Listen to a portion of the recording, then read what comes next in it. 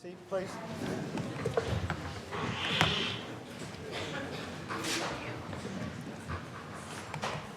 We'll call the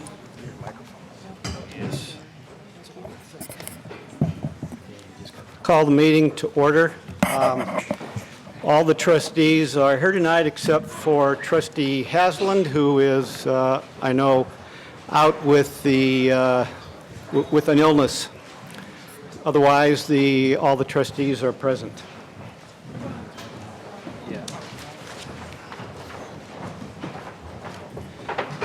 I have a few welcoming remarks this evening. I know we have quite a few people here today who want to be heard. And everyone who wants to speak will have their 5 minutes, even if it takes us into the evening. We will stay until everyone has spoken. We want to hear what you have to say. Even though our practice is not to respond to individual comments, it doesn't mean we're not interested. So please don't interpret our silence to mean we aren't interested or we don't care. We are interested and we do care. As President Beebe said in his Waypoint email on Wednesday, the past 2 months have revealed systematic challenges at our college that we need to address. And although some of you may disagree, I believe they are being addressed. I note that on January 9, members of this board, members of the CPC, and others attended a day-long retreat on anti-racism with Professor Rhonda McGee. About 40 persons participated. We hope to have more sessions with Professor McGee, although her schedule is very full over the next 6 months. By the way, Trustee Gallardo was the only board member who was not able to join us for the session on January 9th. As she had gone back to school, she teaches in the Santa Barbara school system. However, I note that as a teacher in the Santa Barbara School District, she recently experienced at least 5 days of anti-racism training with the Just Communities organization. But additional training will be ongoing. I know that a whole team of faculty and staff will be attending a national conference on race and ethnicity in Portland, Oregon that SBCC is also sponsoring. And next week, all managers will receive anti-racism training from Crossroads. I may not have a complete list of all the training that will occur in the short term, but I know that all of us recognize that addressing anti-racism is a lifelong process.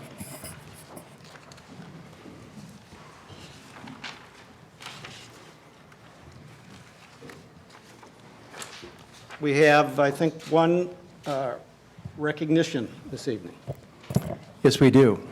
We have a great tradition here at Santa Barbara City College of recognizing our employees for longevity.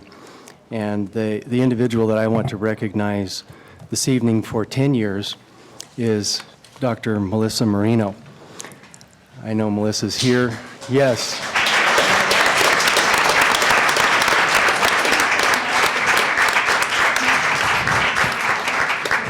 Just to share a little bit about Melissa. She started at the district in 2008, and she was the founding director of the Scheinfeld Center for Entrepreneurship and Innovation. She continued as director of the center until July of 2014, when she assumed the role of dean for the business division programs and also the dual enrollment programs and the district's non-credit program, in addition to the Cosmetology Academy. Since 2017, Dr. Marino has been the interim vice president for the School of Extended Learning, which includes all of the district's adult ed programs, the non-credit programs, fee-based programs, contract education, a myriad of off-campus programs, and still she has the Cosmetology Academy. This morning, I was proud to announce that Dr. Melissa Marino can take interim off her title, as she's been selected after a very, very competitive process as the permanent vice president for the School of Extended Learning. Melissa, congratulations on your new position.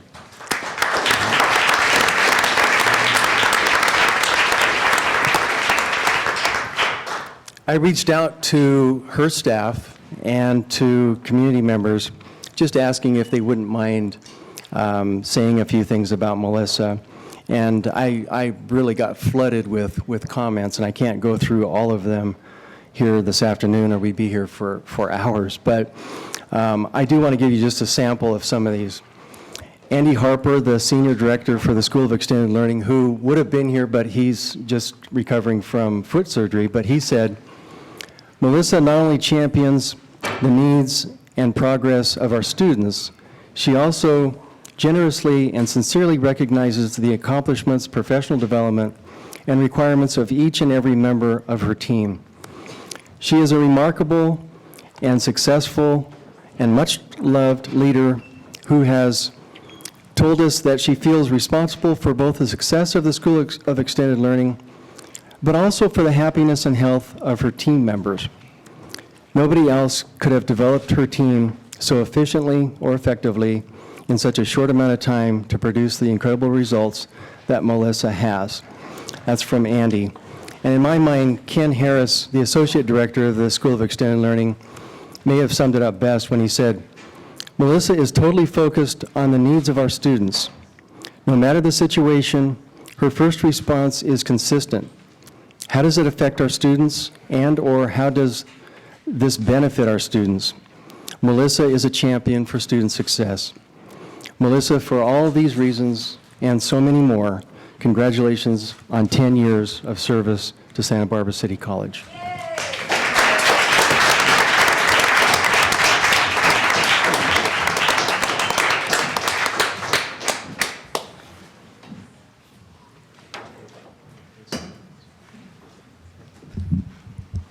Thank you.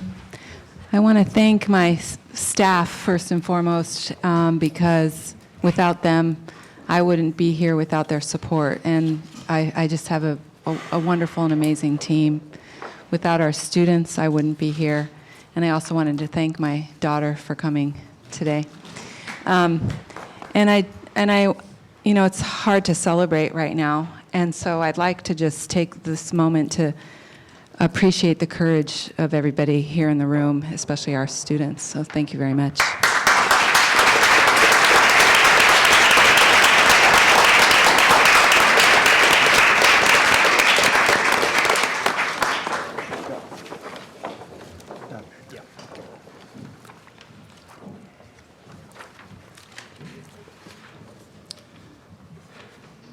Next item on the agenda is approval of our minutes for the December 6th meeting. Do I hear a motion to approve the minutes? I move to approve the minutes of the November 6th meeting. Is there a second? Any discussion? All those in favor? Aye. Aye. Chair Miller, I'm abstaining from that vote simply You- because I was you not. don't have to abstain. I know, but I don't feel comfortable approving those minutes just because I haven't observed it, so. Okay, so we have one abstention. Next item on the agenda is public comment. And as I mentioned earlier, we have quite a few. Let me just add that the practice is that board members do not comment after public comments are given. Each speaker is allowed 5 minutes. I will give a 2-minute warning when the 5 minutes is up, and then I will give a 30-minute warning. And I'm sorry if I have to interrupt to do that, but the speakers, I know, are concentrated on giving their comments and aren't necessarily looking at the clock, which is up on the screen behind us. So we will begin. Our first speaker is here to speak on the subject of the Pledge of Allegiance, Celeste Barber.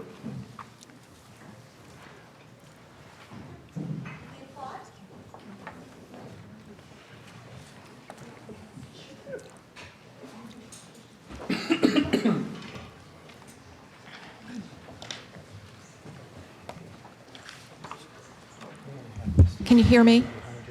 It's loud enough? Okay. I'm going to be reading from prepared notes today because I want to stay on point. and I want to stay under time, and it should be just about 4 minutes. I am here to speak against the board president's decision to discontinue the recitation of the Pledge of Allegiance at trustees' public meetings. At my request, the trustees reinstated the pledge last summer. I am asking that Board President Miller rescind his decision. First, you are an elected body serving at a public institution, a community college. When you recite the Pledge of Allegiance, you are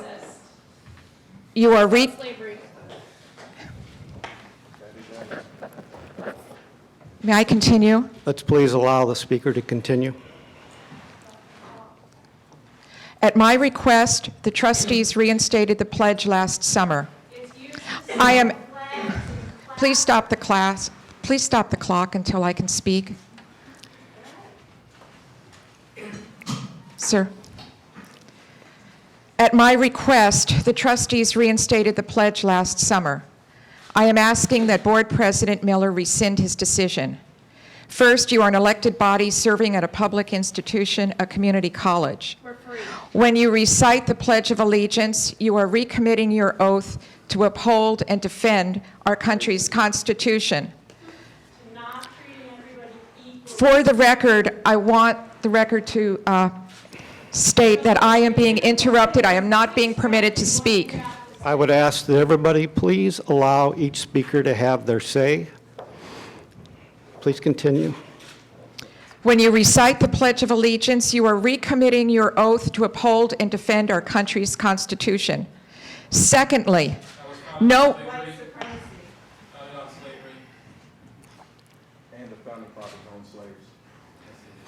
May I continue, sir? Yes, please continue.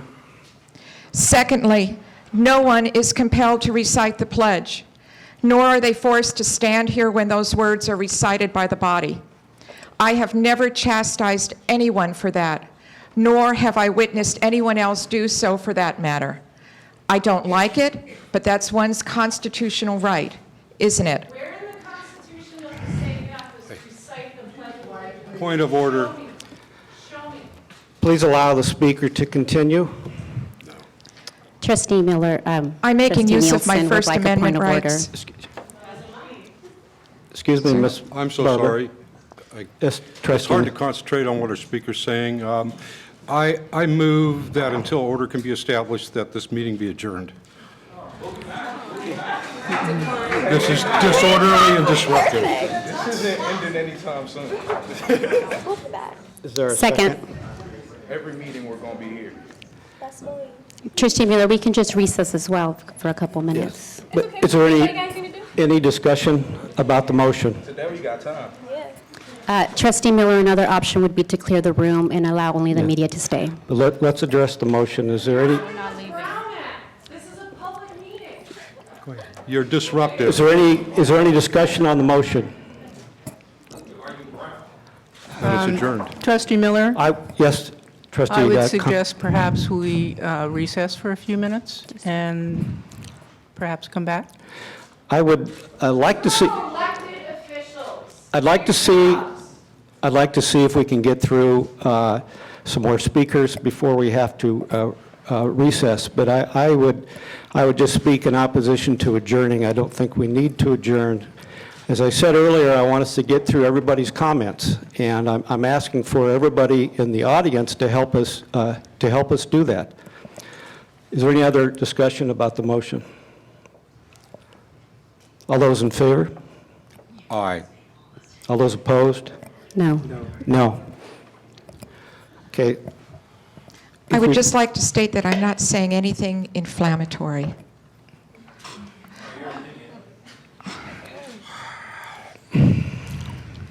By the same token, in removing the pledge from the agenda, this board is denying me and others our right to speak aloud and collectively those profound words, I pledge allegiance. Each of us has our personal reasons for cherishing the Pledge of Allegiance. Here are two of mine. First, in 1988, my late husband was awarded a Fulbright teaching scholarship to Humboldt University, East Berlin. We lived months behind the wall. It was the most profound experience of my life to date, as it was for Frank and for our son Eric, who continues to grow from that time. We served as goodwill ambassadors to our country behind the Soviet bloc. Often I would walk along Unter den Linden, the main boulevard on the eastern side, and then I would turn my head down a side street and I would see our consulate there. I would see our flag flying outside the building, and immediately my heart was stirred with pride. Pride for the Marines standing guard outside there, protecting the consulate, protecting my family in a place that represented the center of the Cold War. Our flag was more than a symbol for me on every such moment that I walked along that street. That bit of cloth represented home in a faraway place. Second reason for me. This is a photograph of my father, Carmelo Pernicone.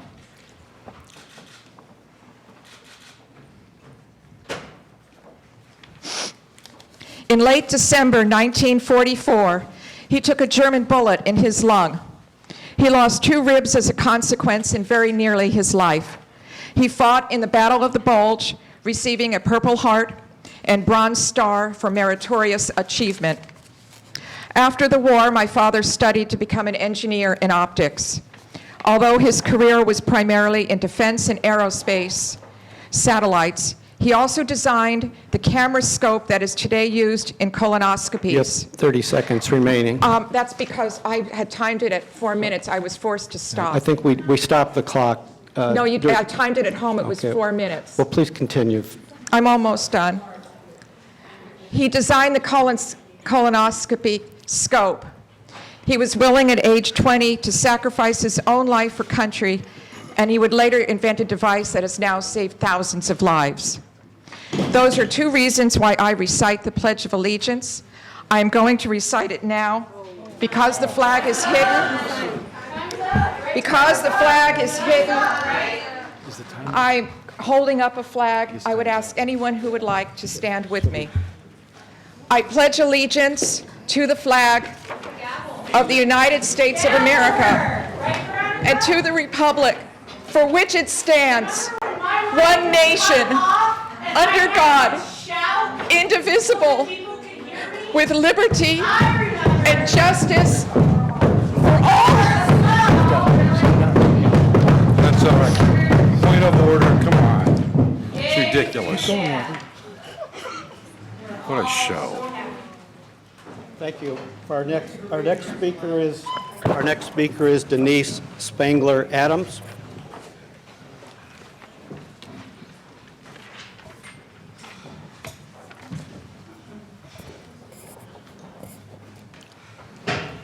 Thank you, President Trustee Miller and President Beebe and trustees. My name's Denise Spangler Adams. I'm a founding member of the Foundation for Santa Barbara in 1980. I'm a member of the public. I also helped start the Santa Barbara City College Business and Industry Associates for Students, as well as the theater group. I come here today because I too share concern about the respect for the flag and the country. I'm very interested in national unity in the United States. It's a very difficult time. I want to thank all the students up here for your respect. I acknowledge whatever concerns you may have. I'm here today as the great-granddaughter of George East. George East is the man who carried the flag in the Battle of Gettysburg. He carried the flag in the Battle of Antietam. For those of you who know history well, you know that over 1 million patriots in the United States, many people of color, have died in wars. And in the Civil War, it was the war that lost the most people. My great-grandfather, who raised my father, was the man who carried the flag in the 7 most bloodiest battles that resulted in freeing slaves. I understand that the Pledge of Allegiance was not started until 1892 and that the Civil War ended in 1865. My grandfather, my great-grandfather, is a man that you see next to Abraham Lincoln, when he recited the Gettysburg Address. In each of the 7 most bloodiest battles, all 25 of the color guard died. My great-grandfather lived until the age of 89, and our responsibility, as per his handwritten diary, was to tell everyone that everyone was born with equal opportunity. Every person is valuable. How we achieve that and how we go through it. We are lucky to live in a country that is governed by laws and rules. Like you, I'm a feminist. I've worked hard for its National Organization for Women, for all the rights of people. But what happens is if we work through the system like you're doing now, quiet protests, which I respect. I'm very respectful of you, and I thank you for your respect of me, is to work to change what we don't like within a system. And we do this together. It's a very difficult time right now for our country on a lot of fronts. Having lived in the Deep South in the 1960s and 70s, I understand many of the issues. I don't want to take my full time, but I want to remind you that many people have died for the country. Remaining. The Pledge of Allegiance, I understand, is not required. 43 states out of 50 require the pledge at any open meeting act. In California, it's not required. However, to deny the right of people to say the pledge, who want to say it, excuse me, to deny the right of people who want to say it, you have the right not to say it. You have the right not to say under God. You have the right also, as the courts have ruled, somebody said, and justice for all in Santa Clara, and added the word someday. Justice for all someday. As we're working hard for everything on many fronts, prison reform, education, I'm just asking you, can we kindly, for the sake of a college that we have worked hard to make #1 in the United States, can we work together, be respectful, and then achieve our goals and go together on the path to accomplishing what everyone wants? There's no guarantee of equal outcome, but equal opportunity is critical for every one of you, and we support it. Thank you for your time and for your respect. Thank you, trustees, for Thank your you. service as well. Our next speaker is Paula Battiani. I'm being president of the meeting is the most important thing to you right now on this campus. Students are being spit on this campus. Exactly. So you're going to come in here with this BS and talk about the pledge? Okay, please. You're being told to go back to Africa. I'm from the United Lincoln didn't States. even fight for the slaves, he fought for the Union. He didn't care about black people, what you talking about? Please allow the speaker to have her 5 minutes. Good afternoon. My name is Paula Bodiani. Thank you for this opportunity to address your board and to speak on behalf of someone who is unable to do so. I'm sure you are all familiar with the beautiful Lifescape Garden located here on campus. The garden serves as a training ground for your horticulture students. My son was one of those students. At the entrance to the garden, off of the upper parking lot, there are 2 redbud trees planted on either side of the entrance. There is a plaque located at the base of one of the trees, which reads as follows. This tree is dedicated in loving memory of Jeffrey David Nancaro, 1982 to 2012. Loving husband, affectionate father, decorated veteran, devoted son, fearless brother, loyal grandson, superb angler, horticulturist, mentor, and confidant. Redbud tree presented by the Santa Barbara Community College Environmental Horticulture Program. Jeffrey was my son who died 7 years ago from complications due to the injuries he sustained while serving in Iraq, alongside his younger brother Matthew, both in the 101st Airborne Division, 502 Infantry, Bravo and Delta companies, respectively. He never got to finish his horticulture degree. Neither of these young men were drafted. They willingly enlisted at age 18 in order to serve our country as did all the young men in our family dating back to World War I. When they took the oath of enlistment, they swore to uphold the Constitution of the United States and to defend all who lived here.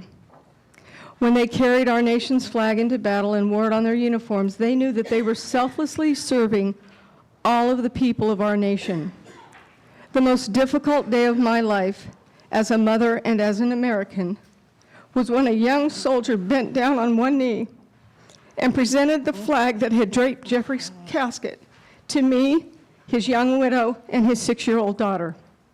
Mr. Miller and members of this board, I humbly ask that you reconsider your decision to remove the Pledge of Allegiance from your meeting protocol. My sons and so many others defended your right to assemble and speak freely.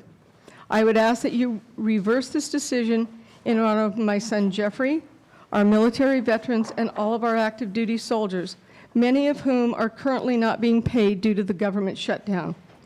I thank you again for your time and consideration of my request. Thank you for your Thank you. comments. I would just note that at our next board meeting, on the agenda will be a discussion of whether we proceed with the Pledge of Allegiance.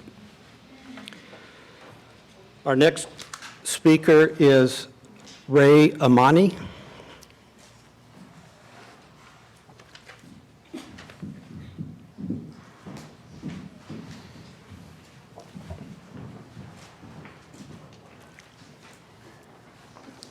Hello, everyone. My name is Tiani Moore, and I'm a student here. I'm also a member of Black Student Union. I'm on leadership, and I am a part of our Mosier program that we started on campus. I will be speaking on behalf of RAIN today. I think it's pretty clear that all of you are a little bit uncomfortable. I think it's safe to say.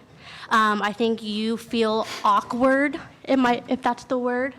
That we're all standing right behind you, but what we're doing today is letting you know and making sure that it's only been 27 minutes since the meeting started, and you guys feel uncomfortable. Well, you make us feel uncomfortable every single day because of what you have yet to do.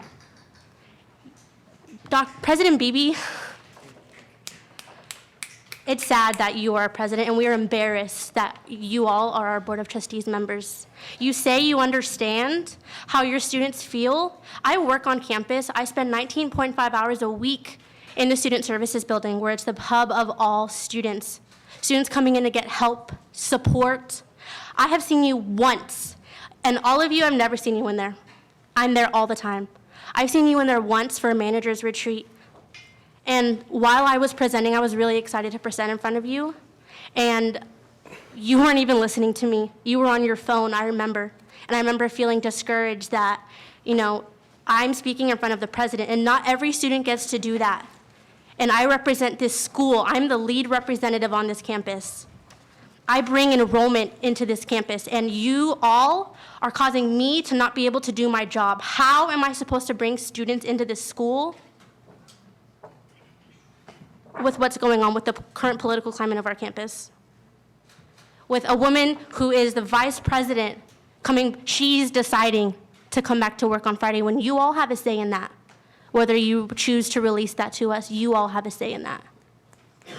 It's embarrassing that you all are, the front line of the authority of our school. And, it's only been 30 minutes, and we're still gonna be here. We're not letting go. You work because of us. The reason why you all are here is because of us. If we weren't here, if we weren't students, neither would you. You would be out of a job.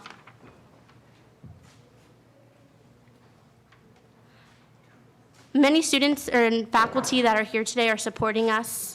It's easy for them to support us. They have been to our events. They listen to us to understand, not just listen to respond. They know how we feel. I have not seen any one of you at any of our events. You were supposed to meet with our BSU, and you canceled on us 15 minutes before. We were waiting on you. You have 2 minutes remaining. Thank you. I've never seen any one of you who are supposed to be making all these policies for our school being at any of our events, any of the club's events, not just BSU. So how are you sending us information saying that you understand your students when you don't? You're not listening to us to understand. So we're going to continue to be here and be present on this campus so that you know how we feel. And if this doesn't say enough, then it's difficult for us students. It's just embarrassing. There's no other words to describe how students feel, and you wouldn't know. You wouldn't know. So what we're doing, yes, we are silent protesting because you silence us, and you are adding on to the institutional oppression that we are dealing with in everyday life. So for the remaining time, all the students that signed up, we are going to be silently protesting. So thank you. Thank you.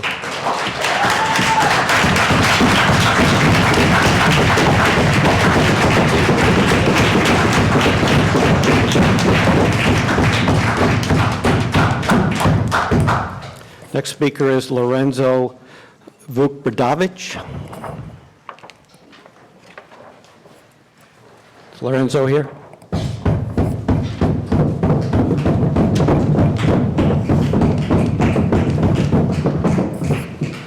Ruth Morales will be our next speaker. Oh, Lorenzo's here? Okay.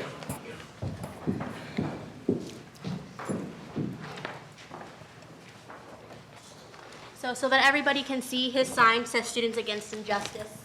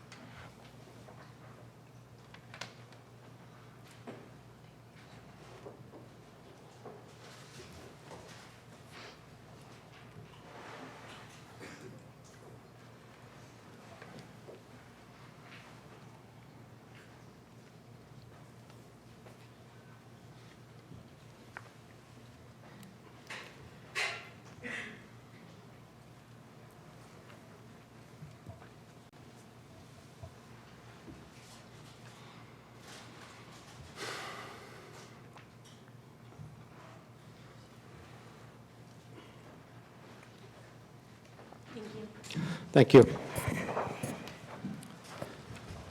Next speaker is Ruth Morales. Hello. Again, I'm here as an individual and not as a senator. I'm here to speak on accountability and the extensive work that this body still needs to do. There's a lot of anti-racism work that this body needs to do, and I appreciate your comments and President Miller in explaining what's on the horizon. I think faculty and staff and in part the administration are barely starting to get that going. But this board, we've heard very little about what's happening on your front. And I know you're limited by Brown Act limitations. Make it work, right? Split up, make it work. And you need some extensive training, not one-day training, not, send who we can send. Trustee Gallardo, you need to go. I've heard people in the community, not here, people in the community tell me that you've actually made really bad comments about your experience with your local high or elementary school anti-racism training. So that tells me you need some more. So I haven't seen it on the agenda, haven't seen it in the minutes, so I do expect to hold you accountable. I emailed all of you and I said I'm going to hold you accountable, and that's what I'm doing right now. Okay, you guys need to do the work. We're trying to do what we can at the college, at the institution here, again, at the faculty and the administrative level, but you definitely need to do the work as well.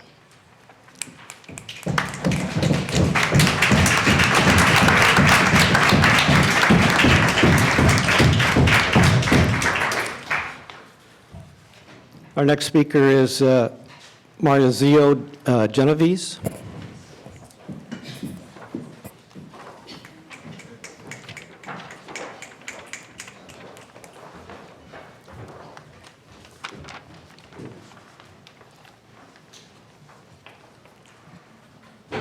And again, his sign reads, Students Against Injustice.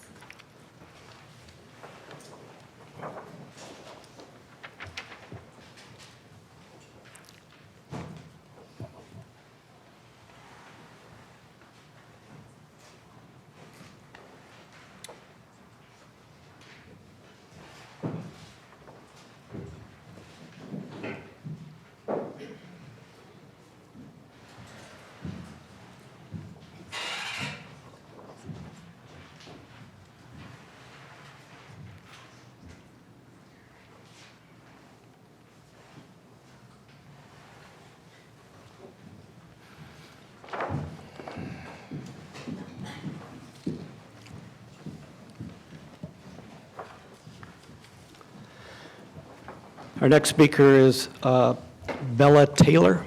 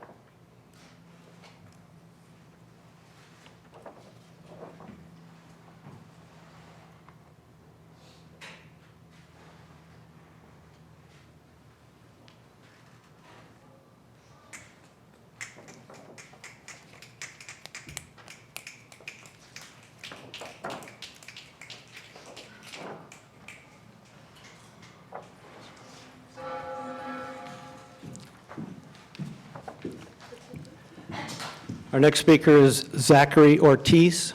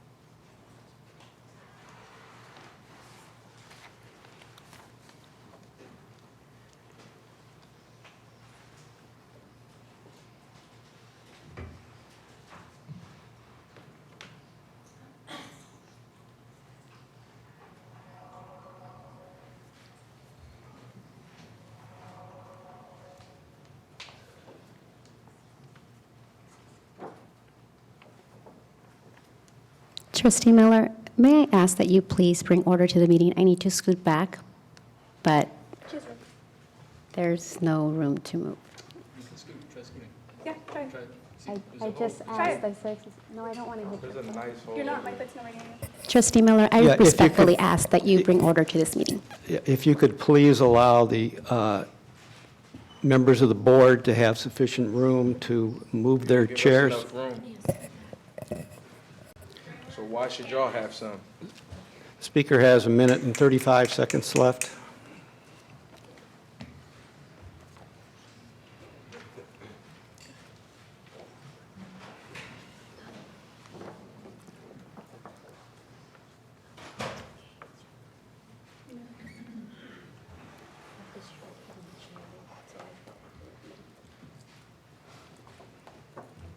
Are you purposely trying to do it?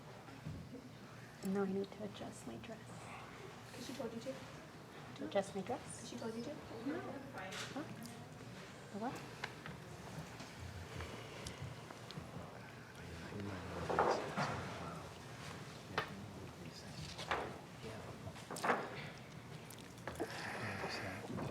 Yep.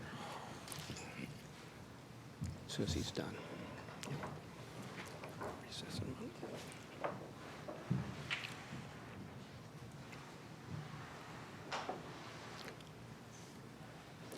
The 30 seconds left.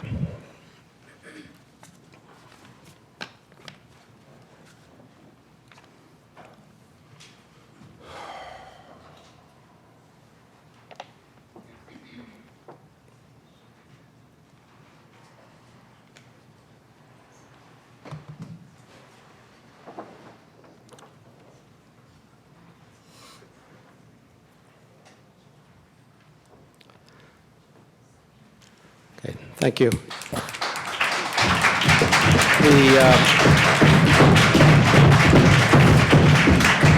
The board is going to take a short recess at this time.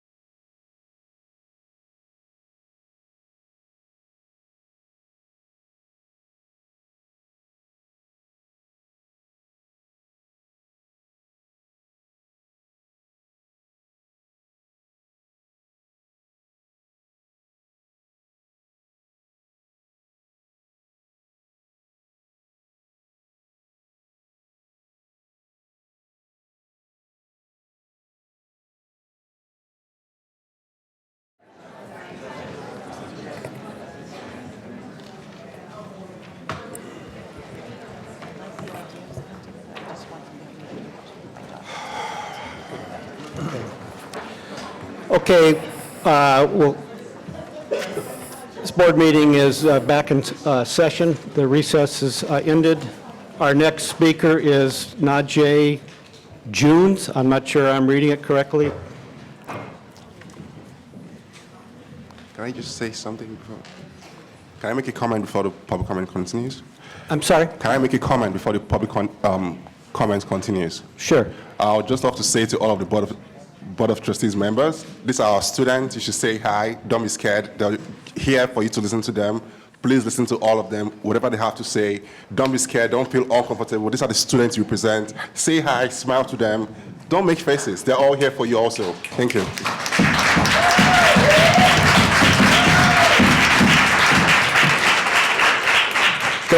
Thank you, Trustee Becky, and that's what we're here to do. Sure. I think I just I'll just add that, as I mentioned before in the meeting, the trustees sometimes move around in their chairs, and when it's crowded, it's interfering with their movement. That's all I would say. Otherwise, I think the people here have been respectful, and we're trying to be respectful too. Thank you. Our next speaker is Najee. I can't see whether, is there Najee Junes, N-A-J-E-H?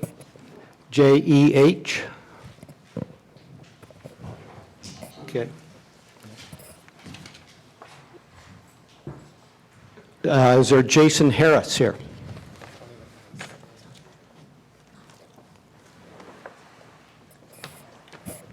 Jason Harris?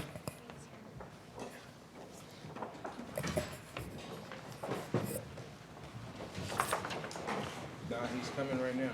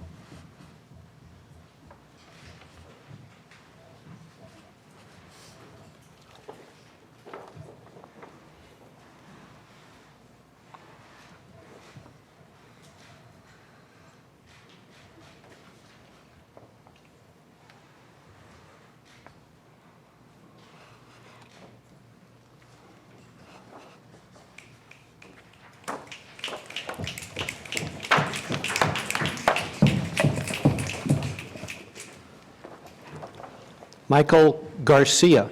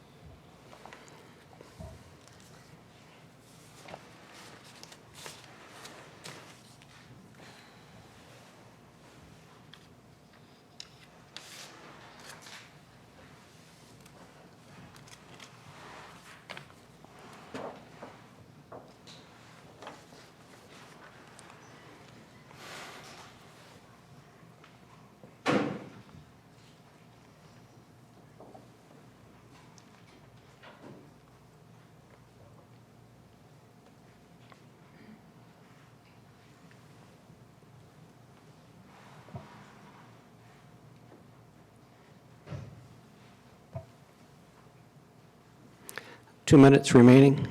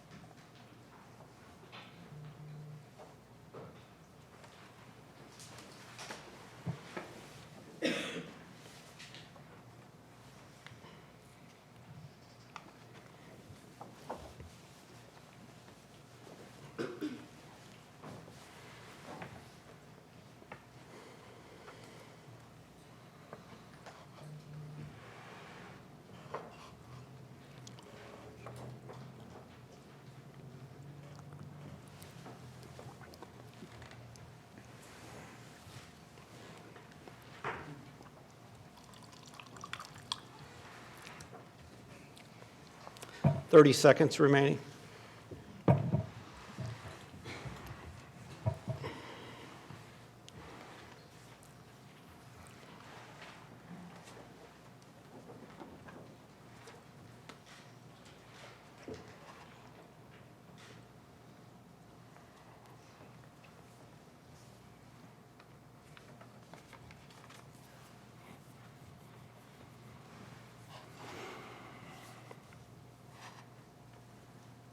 Your time is up.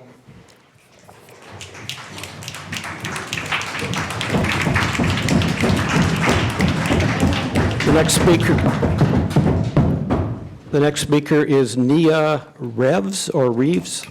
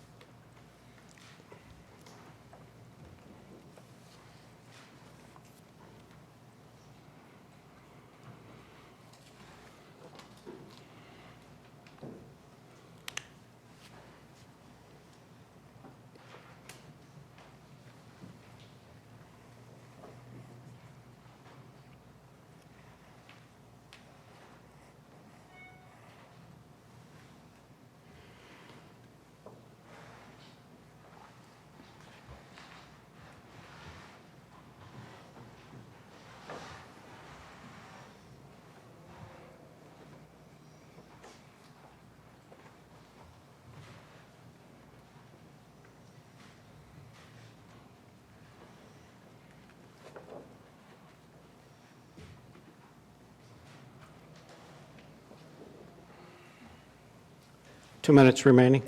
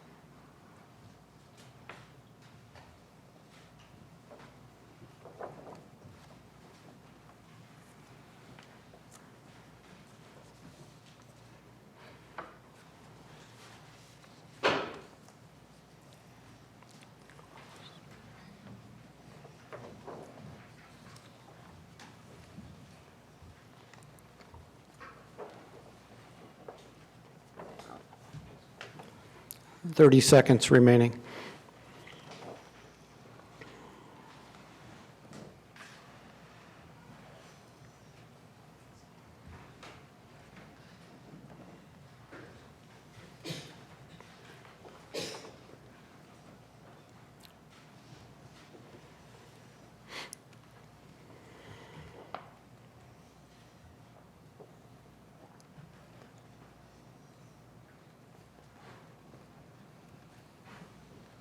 Your time's up.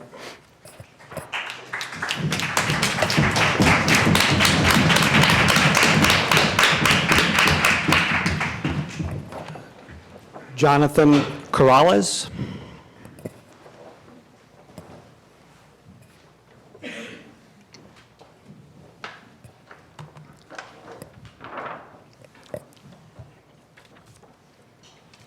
Jonathan Corrales.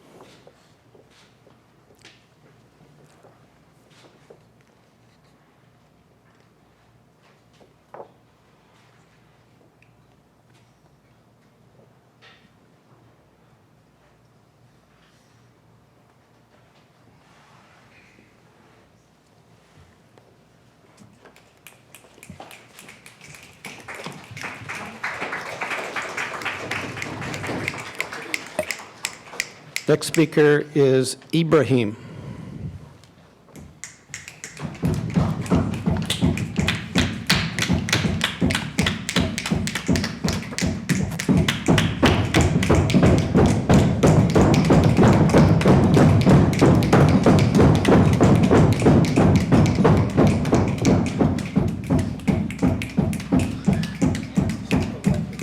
I don't get paid, I don't have a job.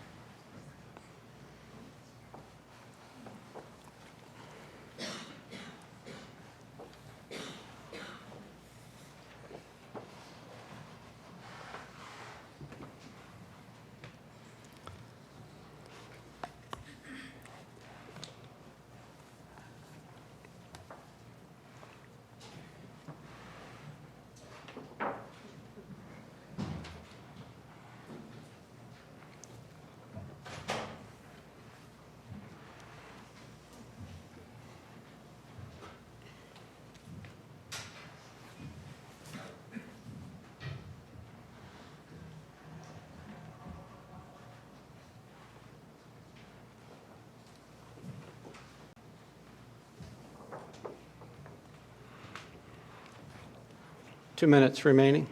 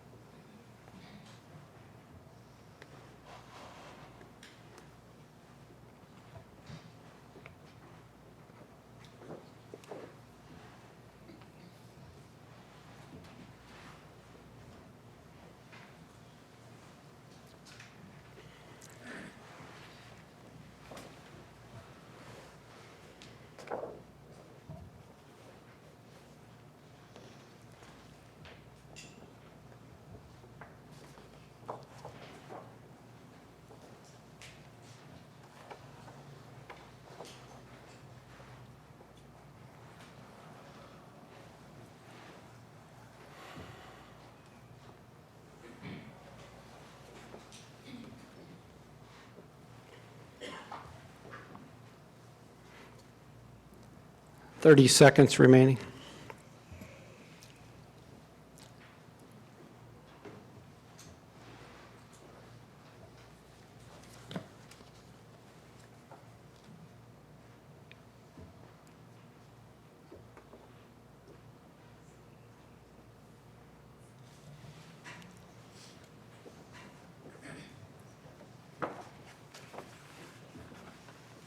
Time's up.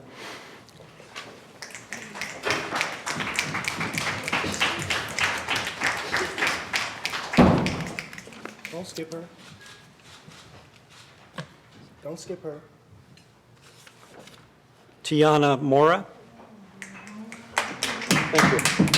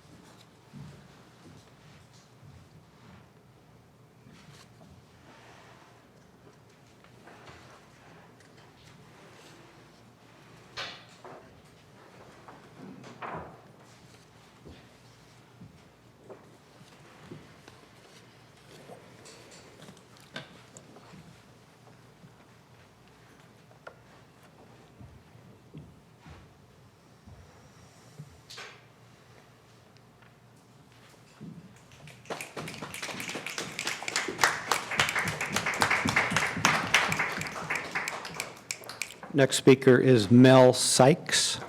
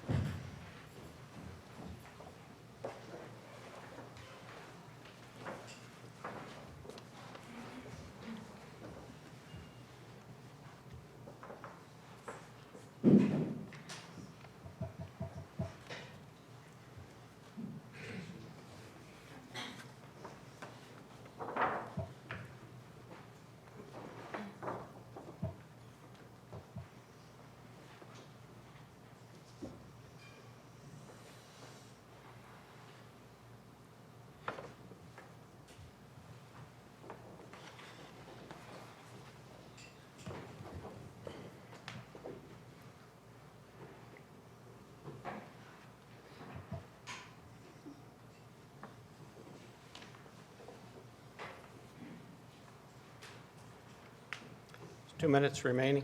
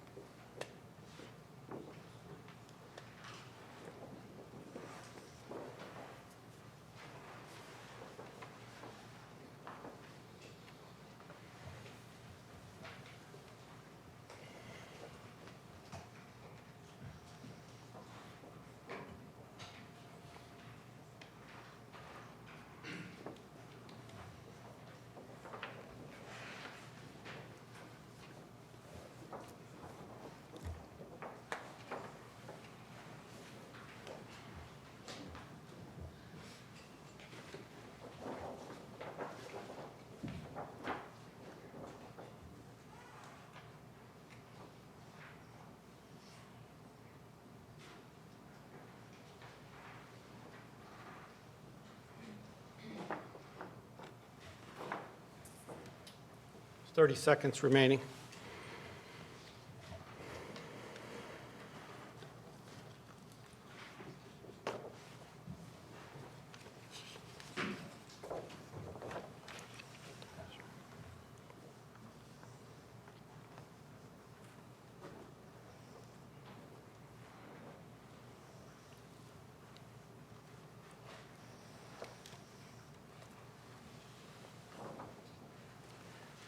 Your time's up.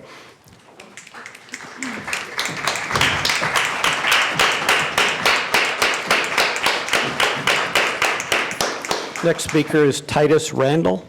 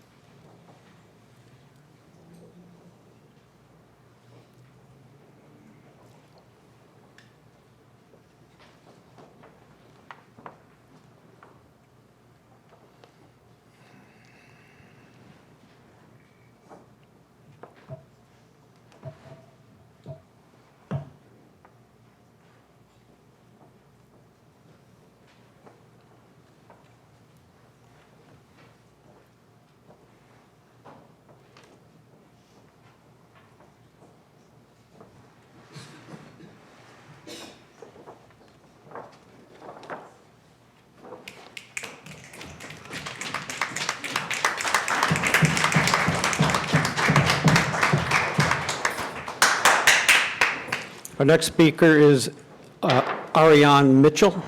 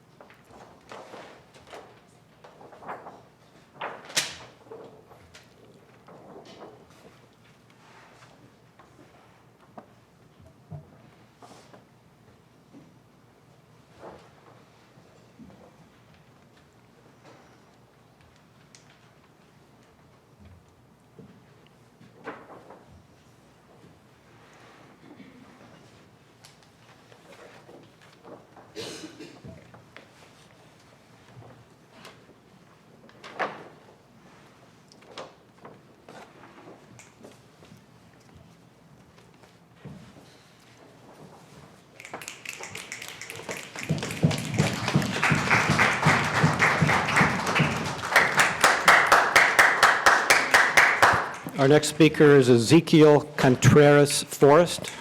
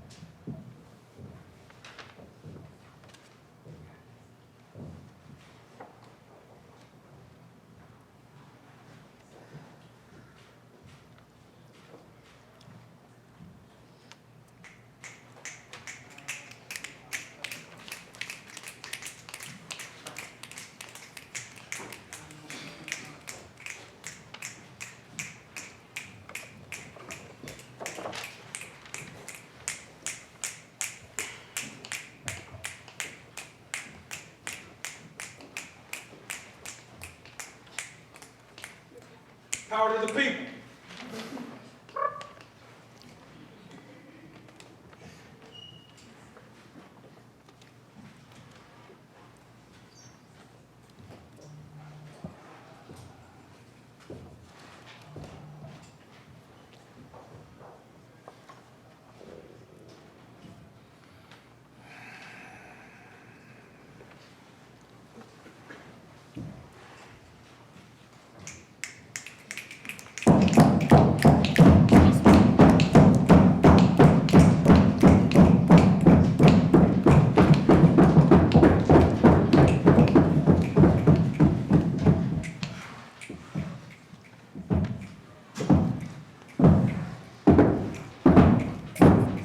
There's 2 minutes remaining.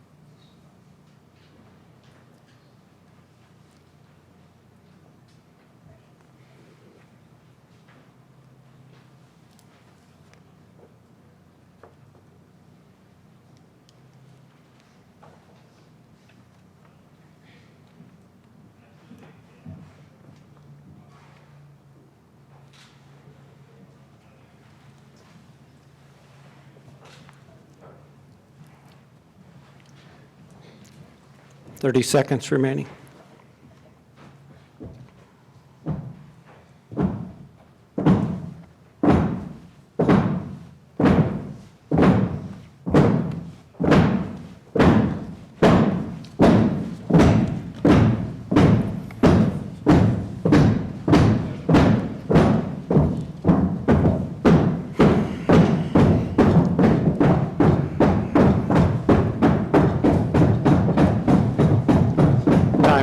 time's up.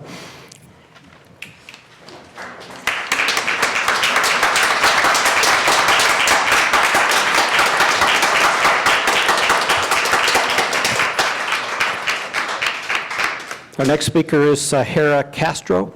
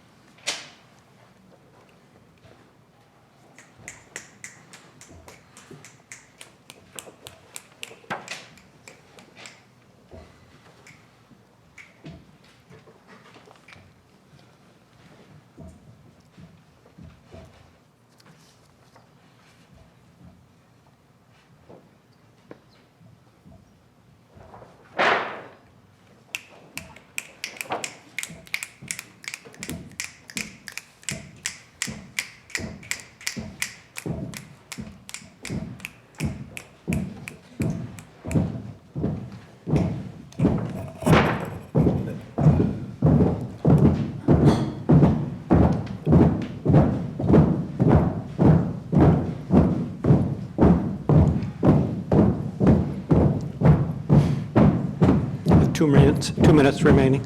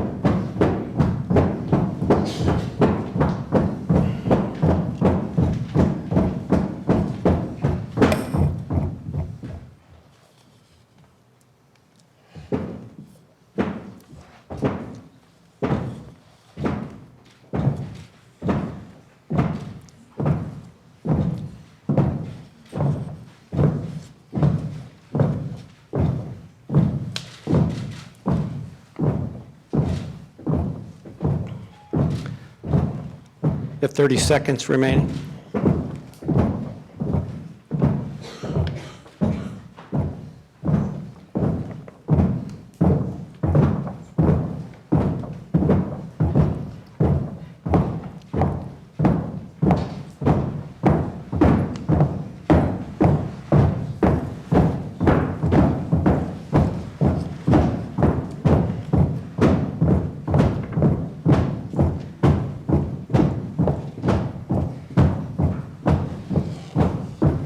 Nikki, your time is up.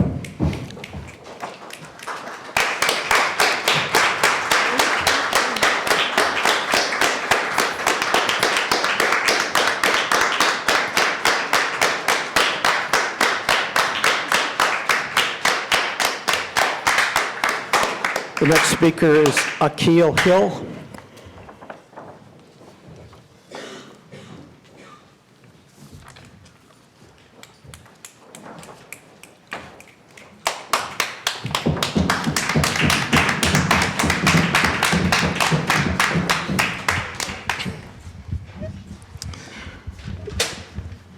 I feel awkward for breaking the silence. So I have a lot to say. I'll be back next week out of respect for these courageous souls up here. I'm going to forego my time to talk, and I'm just going to protest silently with y'all.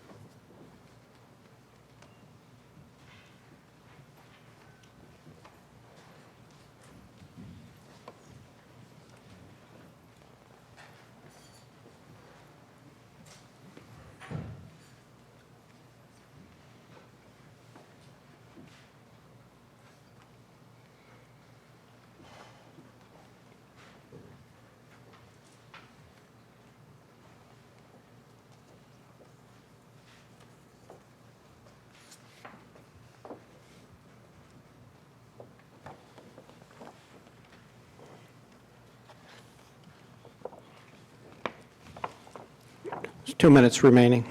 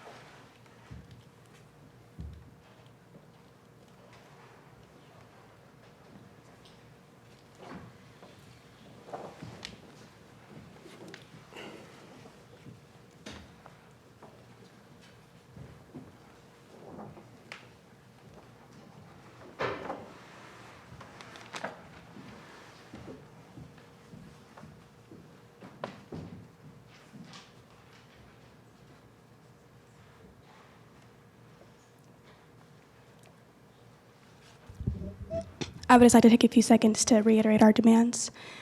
Lindsay Moss needs to be fired. You guys need to do better with your racial injustice here on CC.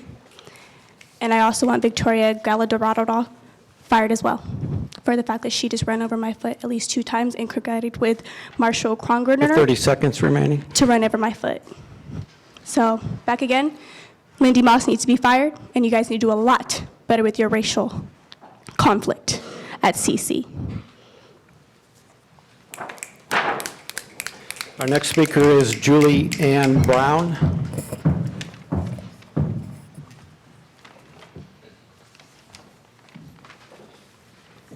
Hi, everybody. Nice to see you. I've never been to a board meeting before. So this is how they always go? Okay. First of all, I'm very proud of all of you.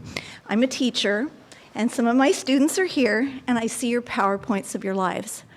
And what you go through to be at a community college or go on to university is what your grandmothers, your grandfathers, and your parents wanted for you. You sacrifice, you do everything to be here. But what you have been seeing in the world is a lack of compassion, a lack of empathy. Are you cold? Are any of you cold in this room? All right, you want to fire Lindsay. You want to say bad, mean things about other people. We aren't those kind of human beings. We see it in the world around us, but we're not. We're better than that. She's a single woman. I don't even know her. But I know what it's like for you guys to pay your bills, and you have children. Let's become the compassionate school we were. I keep writing about morale. Where's my colleague that had sexism and all these horrible things happened to her? You know, yes, and it's awful, and I'm glad you're speaking about it, and that's what you have to do with compassion. You're the replacement generation. You're why I teach. I love you guys, and if you've been my student, you know I do, and I would do anything for you. Be the leaders. Be compassionate. Be merciful. Have redemption. Teach her. And thank you for doing this, because you're going to make the world a much better place than it's been recently. It's not our job to teach her. I'm not a nigger. She can teach her. No, you're a lovely human being that God made. And you know what? You're going to make the world a better place. Not according to her. May you have mercy and forgiveness. She should have had mercy and forgiveness with her mouth. Where's the stones? She needs to leave. Where's the stones? Are we all without? Are we all going to throw stones? Racial Okay, we have one speaker at, is not acceptable. I'm sorry, You but saying that we is have one basically speaker at a giving time. Your stamp of approval. There's the word. You all are giving your stamp of approval. Look at the word grace and dignity. Look at the Not English and anymore. tell me the definition. Do you think it's okay for a woman of non-color to say it? Excuse- No, I don't think so. End of discussion. You have Excuse no me, our next speaker is Stella Baumstone.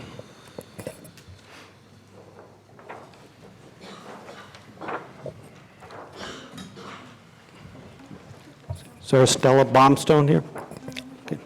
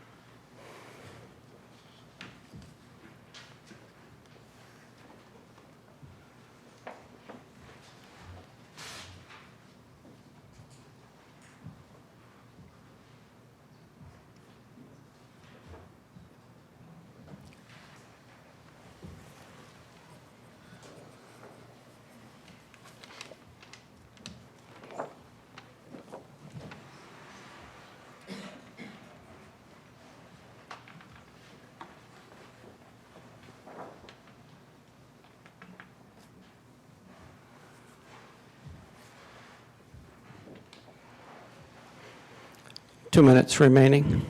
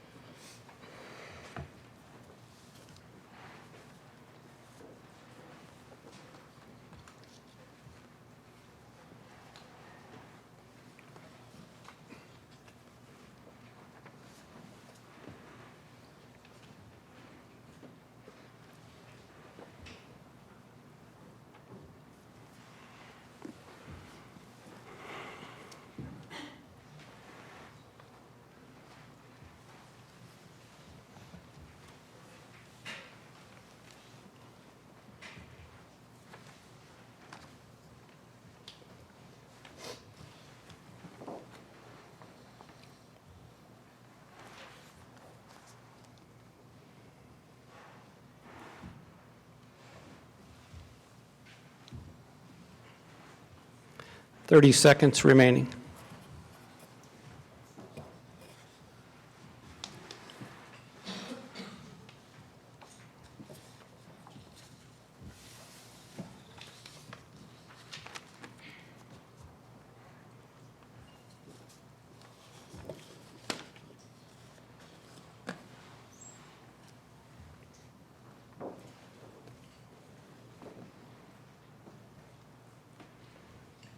Time's up.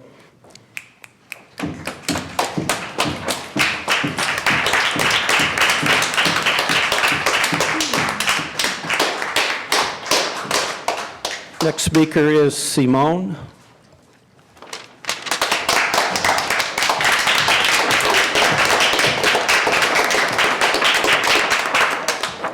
I'll be back next time to share my prepared notes. For now, I just want to ask you all, why do our students have to beg you to do the right thing?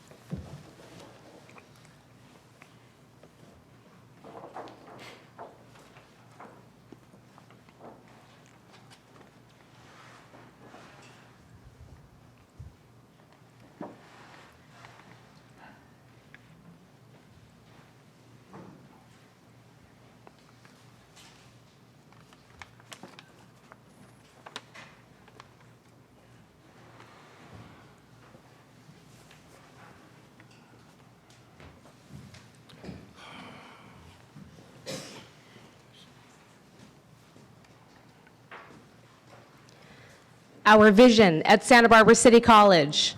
Santa Barbara City College strives to build a socially conscious community where knowledge and respect empower individuals to transform our world. That's exactly what our students are doing right now.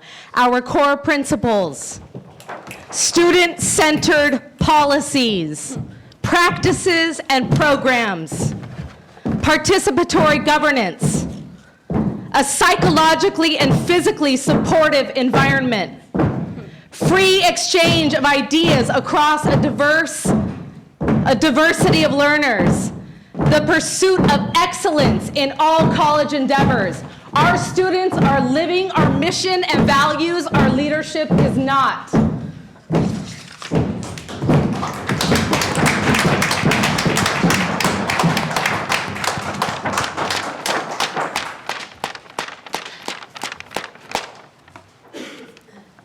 Two minutes remaining.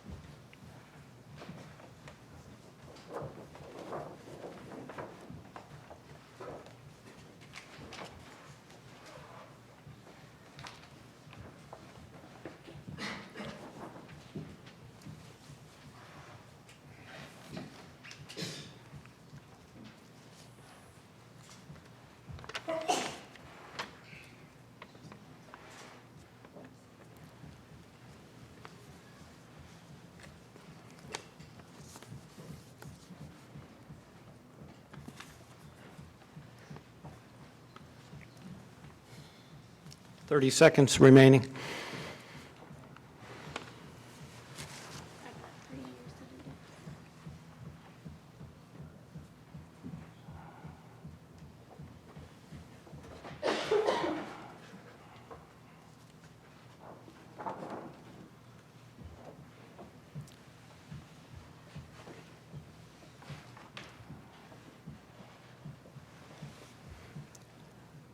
Time's up.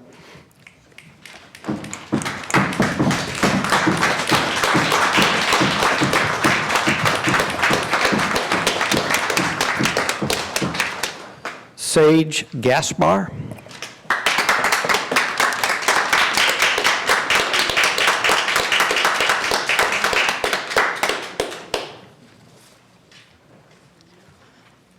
We came here today to invade your space and your meeting the way hate and bigotry has invaded our campus and our space where we are supposed to be learning and growing and evolving into members of this society.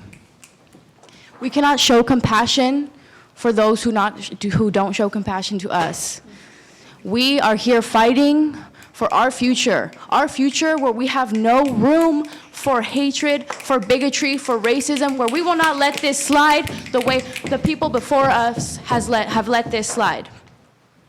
We are not going away. This is only the first action that we are planning to take of many actions until there is justice for our students and for all those on campus who are marginalized and oppressed and whose leadership, whose forefront leadership of the campus has failed repeatedly time and time again.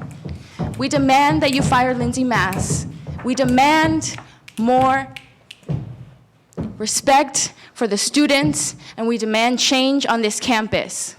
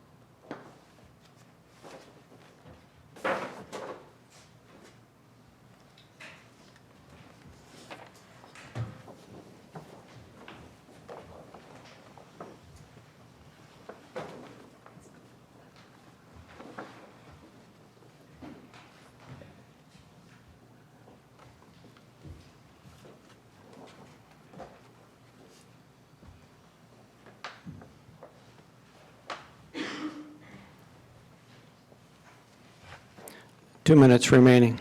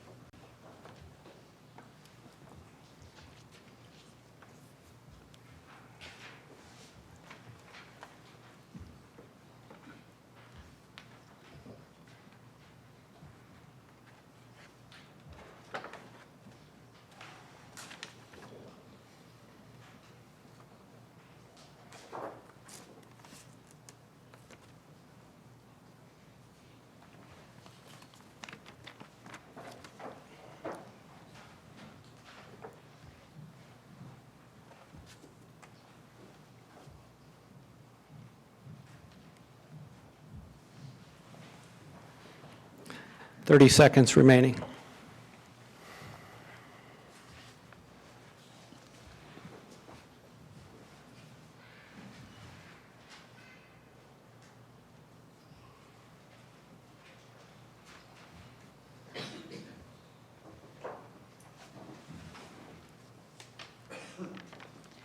I pledge allegiance to justice for all.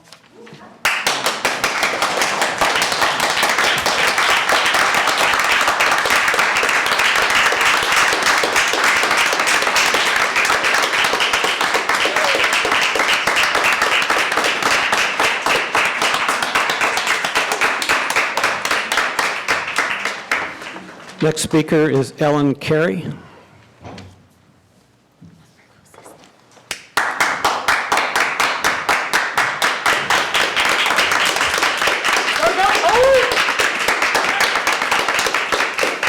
Thank you, students, for being here. And I applaud your courage, and I wish our leaders could offer you the same.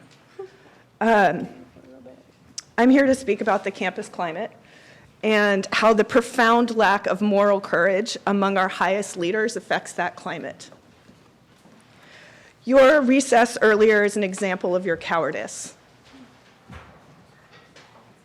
After months of hearing about the racial hostility directed at people of color on this campus day in and day out, you can't handle a few minutes of racial tension.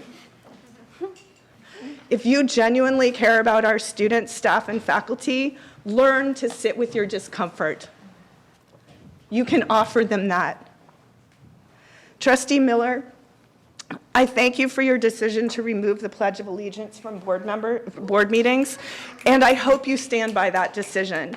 For anyone in this room who's not familiar with the racist, anti-immigrant, and commercial origins of the Pledge of Allegiance, I would be happy to share information with you. Find me in the library.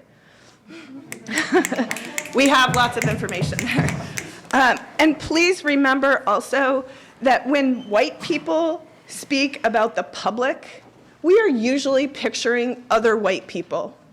And I want to point out that we are all the public. This is the public. And you know what? You all serve at our invitation, and we will be voting in 2020. Yesterday, the Faculty Senate discussed plans for a campus climate survey, and I hope that survey includes questions that address the culture of racism and white supremacy embedded in all of SBCC's organizational structures. And I especially hope that the survey reflects and captures the lived experience of our most marginalized members of our community. But I also want to point out that we already have a mountain of qualitative data about the experiences of that climate, especially for people of color. Look at the comments at the board meetings over the last several months. Look at the email communications. Look at the channels articles. Listen to the voices of people of color. That should be enough to know that our climate is supporting racism at every turn. that our systems of leadership are supporting white supremacy on a daily basis, that the lived experiences of people of color on this campus, and especially Black people, is one of oppression and hostility and gaslighting. You don't need a survey to know that, you just need to be paying attention. Last time I was here, I spoke about the hypocrisy of this board claiming to be committed to fighting racism and then choosing to elect 2 white men to the highest positions of leadership, even when a far more qualified man of color was the only board member who bothered to prepare a candidate statement. On Tuesday, President Bibi announced the return of a vice president who used a racial slur in an equity meeting while she was arguing against getting demographic data that would be required to fully understand the experiences of students of color. And he made this announcement the day after Martin Luther King Jr. Day and a week before the start of Black History Month without acknowledging either, while simultaneously claiming to be committed to anti-racism work. These examples alone, and there are many, many, many more, should be enough for you to understand why those of us who are experiencing and trying to fight racism on this campus every day might not be convinced that our leadership is genuine.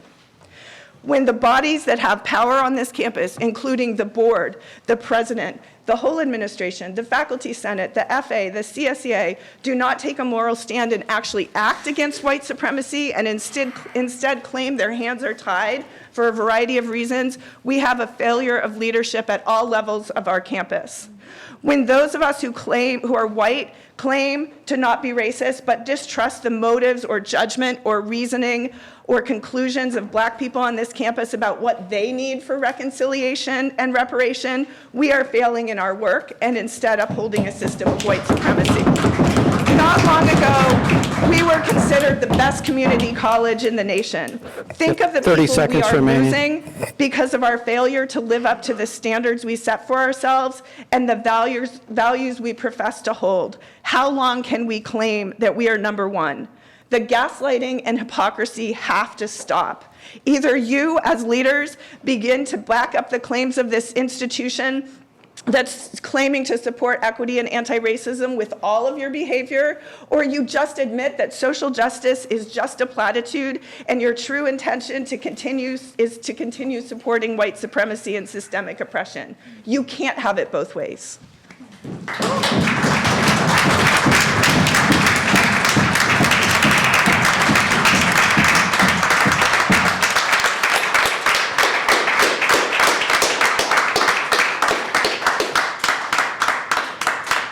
Athena Tan.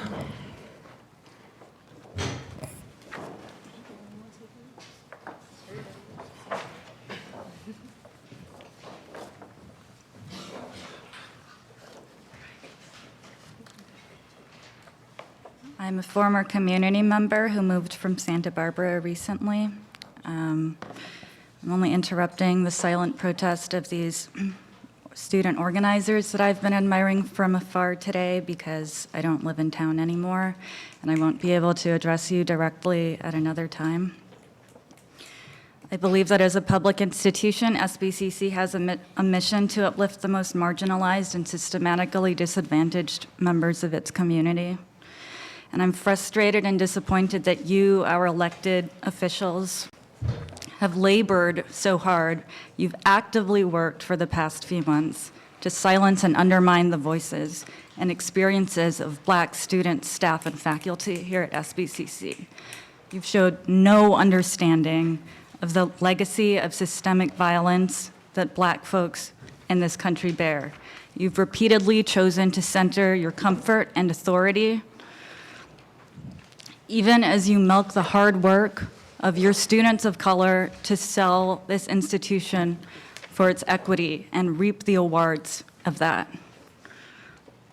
Even the idea of calling order in this space is intrinsically and historically racist, as though Black folks and those who stand with them are uncivil and unruly by nature, when their anger and outrage is completely justified. What is happening here at SBCC is completely shameful. You should be aware that people beyond this campus are collecting receipts and will not stop until you fully understand that the only thing racial equity looks like is to center Black voices and experiences and foster an institution that prioritizes the capacity of Black people to build power. Equity looks like stepping back and letting Black folks lead, because anti-Blackness is the foundation of all racism. And when Black people are free, we're all free. I shouldn't have to be here reminding you of that.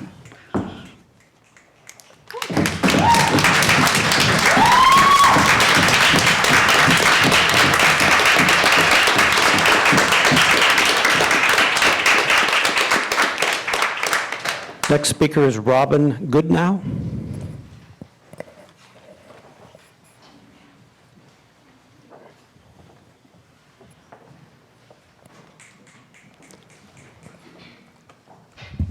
Is there Robin Goodnow here?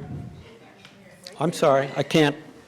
I'm unable to see the speaker's podium. First, I just have to say I'm so grateful and humbled by the presence of our students here today and the strength of their action. I'm so grateful for your presence on our campus as well, and I'm very proud to support you today. You are what this college is about, and that can't be forgotten. Please, board members, that can't be forgotten.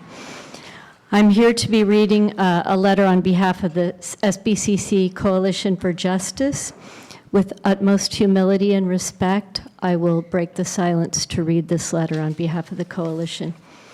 Dear Board of Trustees, this week it is important to remember what actually happened on our campus last fall semester from those who were present in the room.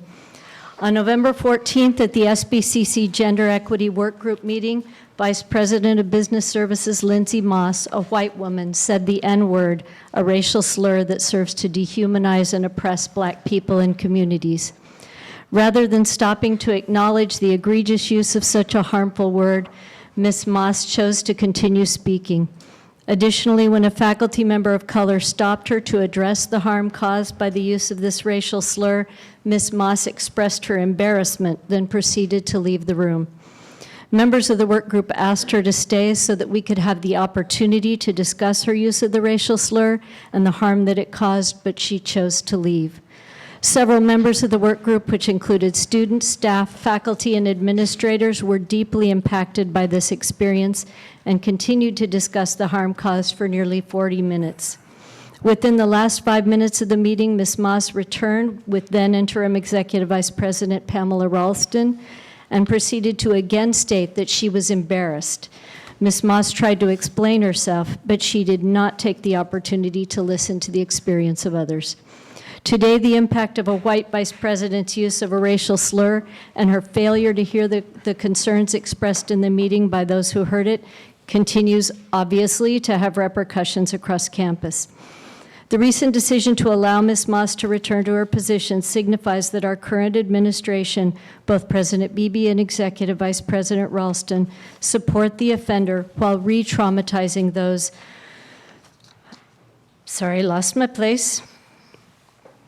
while re-traumatizing those who were affected by her actions. Consequently, Ms. Moss's return is symbolic of the structural and institutional racism here at SBCC and the perpetuation of white supremacy. Since the November 14th incident, many Black students and staff have been required to attend meetings with administrators without attorneys and have been subjected to intimidation tactics.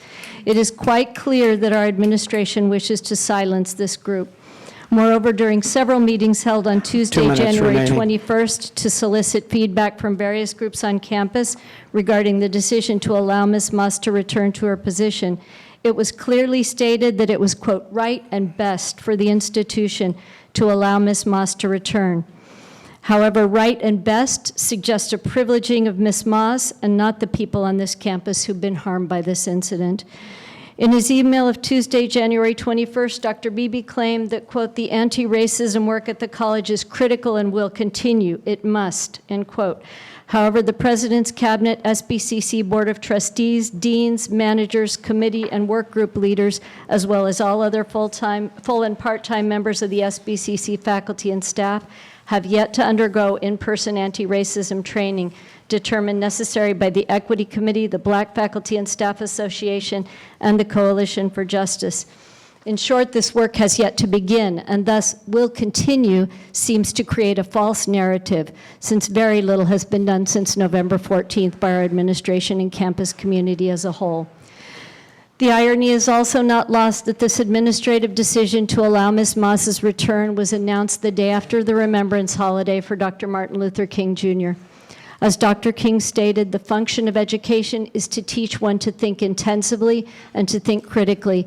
Intelligence plus character, that is the goal of true education. 30 seconds remaining. As an institution of higher education, we need to ask ourselves, what sort of character are we instilling in our students when we ignore the already marginalized people on our campus and support an employee that has harmed that community? We ask that you remember the November 19th Board of Trustees meeting, during which many expressed how deeply disheartened they were by the response of the administration thus far, and demanded that this incident be acknowledged and that their collective voices of concern be heard.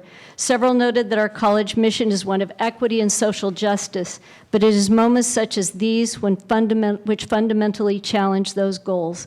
Several suggested that the perpetuation of institutional racism that creates barriers to our students' success is unethical, and that to rise up from this incident requires deliberate and intentional action to break the cycle. As representative leaders on this campus, we are asking that you listen to our concerns once again and use your leadership position to recognize and address this incident and the administration's response as a symptom of the systemic racism at SBCC and the harm it inflicts on the community. We encourage you as elected officials to honor your responsibility to guide the institutional leaders to uphold the campus mission. We hope that you will have the courage and moral sense to join the campus-wide anti-racism training efforts to better help lead us through this process of change and healing for our entire campus. In solidarity, the SBCC Coalition for Justice.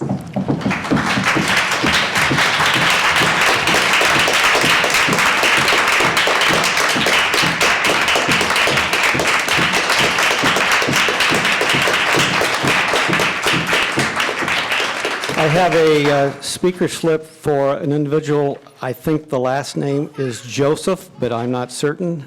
Is there somebody here with that last name?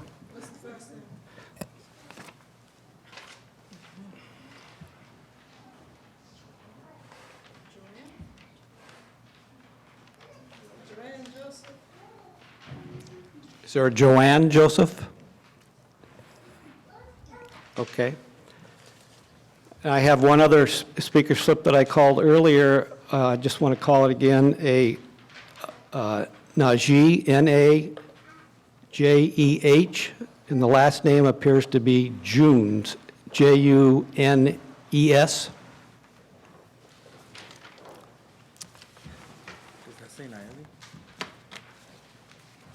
So that is all the speakers for public comment tonight. We will now move to communications from, first of all, from Patricia Stark with the Academic Senate.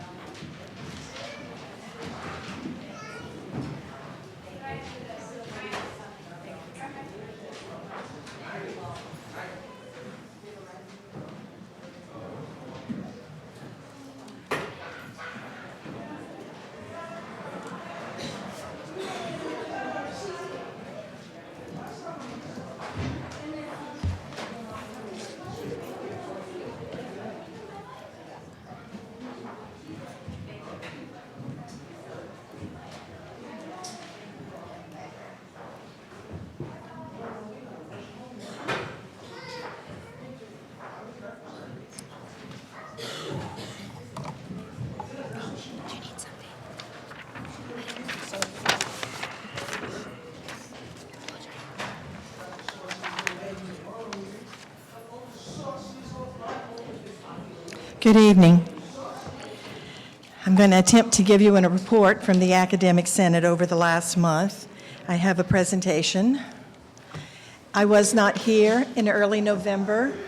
The first meeting in December. I was homesick, so welcome. Very happy to have you here.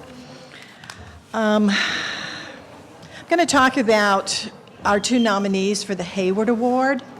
The Hayward Award is sponsored by the Academic Senate. It's presented to faculty for excellence. Typically, we're allowed to nominate one full-time faculty member and one part-time faculty member or adjunct. This year, for the first time, we were allowed to nominate two. And the person that we nominated, and this is very uncomfortable for me, but I'm going to move ahead with this, was Dr. Carrie Hutchinson.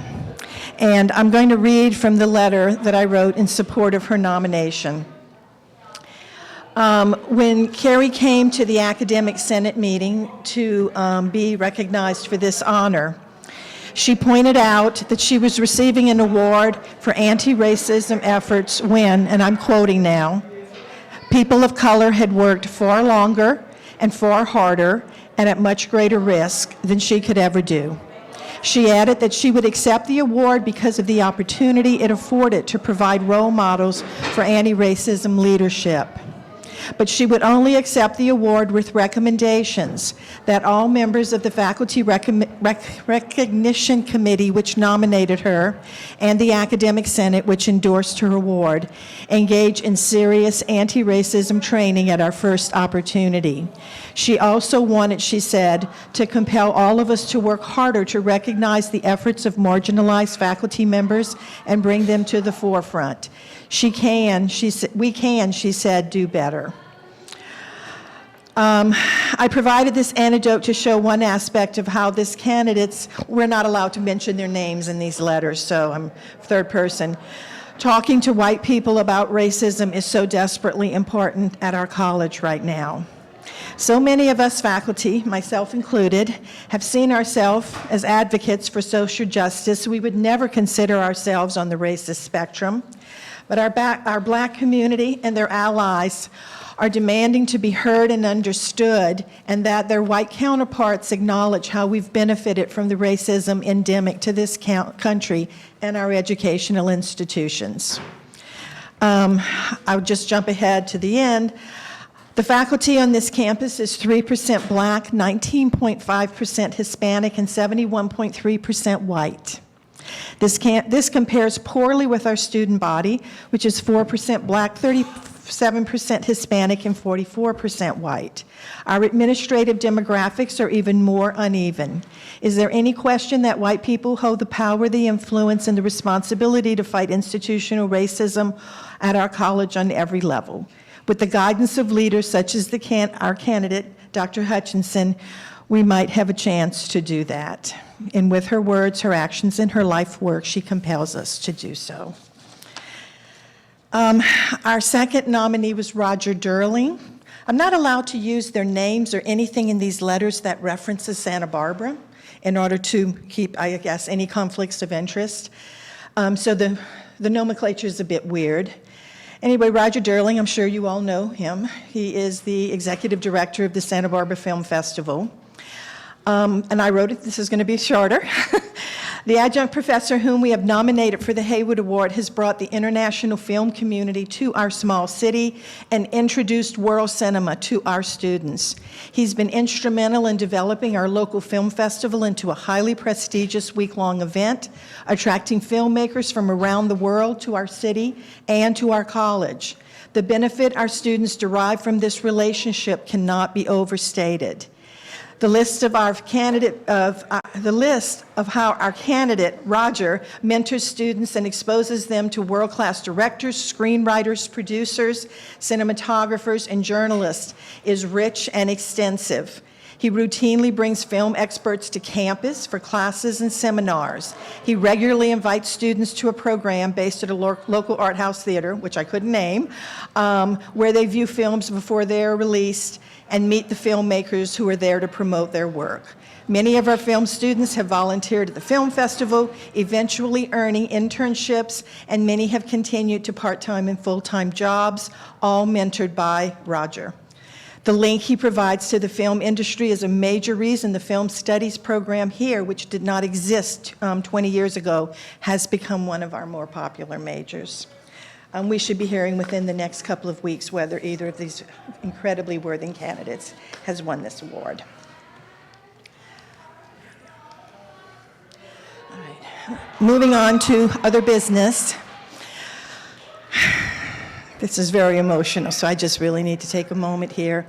Last Friday, John Stanskis of the Academic Senate for California Community Colleges and Larry Galizio of the Community College League of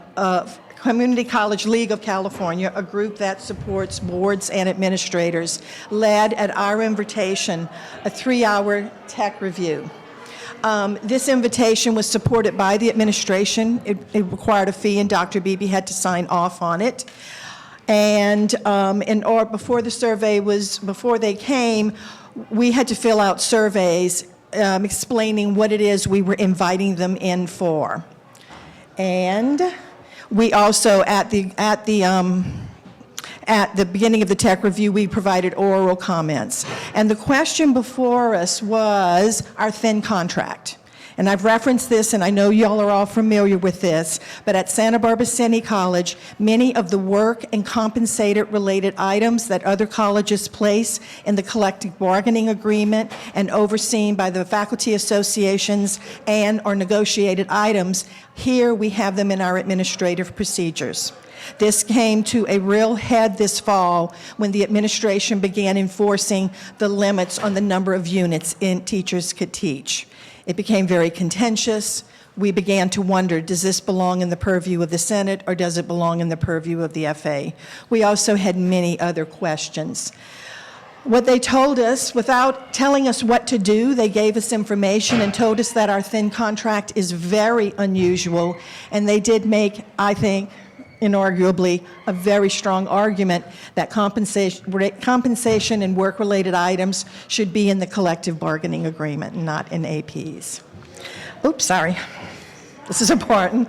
Faculty evaluation and class sizes are other items that we currently have in our AP that were mentioned in the context of possibly belonging to the union purview. We are not there yet. So what's the follow-up? Well, this was Friday. We met on Wednesday, and we weren't allowed to record. They asked us not to record, so we're all at this point starting to put our notes together to try to get a combined understanding of what they said. But once they do that, we are probably going to either put together a work group. I'm sure it's going to have FA administration and faculty there to figure out how we want to proceed with this. There is a major sea change, I predict, coming in terms of faculty work and compensation-related issues. Okay. Crossroads, I've spoken to you about Crossroads before. It's an anti-racism program, very deep, in person. It's been sponsored by a Title III grant at the college, funded entirely. And we had a cohort of about 40 faculty members who are almost done. They've put in many, many hours so far. And faculty are describing it to us as life-changing. Yesterday, the Senate voted unanimously to work with their administration to secure funding for another cohort of Crossroads training. If you'll remember the recommendation that Dr. Hutchinson gave us, that the Academic Senate and the Faculty Recognition Committee undergo this type of training, we want to help to bring that to campus sooner rather than later. And we don't know yet, but we think this will also be open. This cohort will be open to staff and faculty. If it's 100% grant funded, it cannot be. If we can bring in general funds, then we can open it to all. Yeah. How much does it cost? Okay. This is tentative. The training itself is about $45,000. The grant can, don't hold me to this, the grant can cover all but about $25,000. The $45,000 is for 40 people or for how many? You know, Jonathan, I really wish I was the point person on that, but I'm sure Elizabeth Emhoff, who is the director of this grant, would be very happy to come and give you more details. That'd be great to know, like, Okay. Well, actually, I'd like to work with Dr. Beebe to give a full Crossroads presentation for you guys sometime very, very soon. Okay, and then finally, on November 28th, representatives from the Black staff and faculty and the Santa Barbara Coalition for, I'm sorry, it's justice, not social justice, spoke to the Senate about institutional racism for many hours. Yesterday, representatives from the SBC Coalition, some of who you heard today, asked specifically for the Academic Senate support for their position and their demands. And the Senate agreed to refer these items to its steering committee for discussion and possibly decision on our February 3rd agenda. So that will be happening. Anyway, thank you very much. Before you leave, any questions for Patricia? Okay. Thank you very much.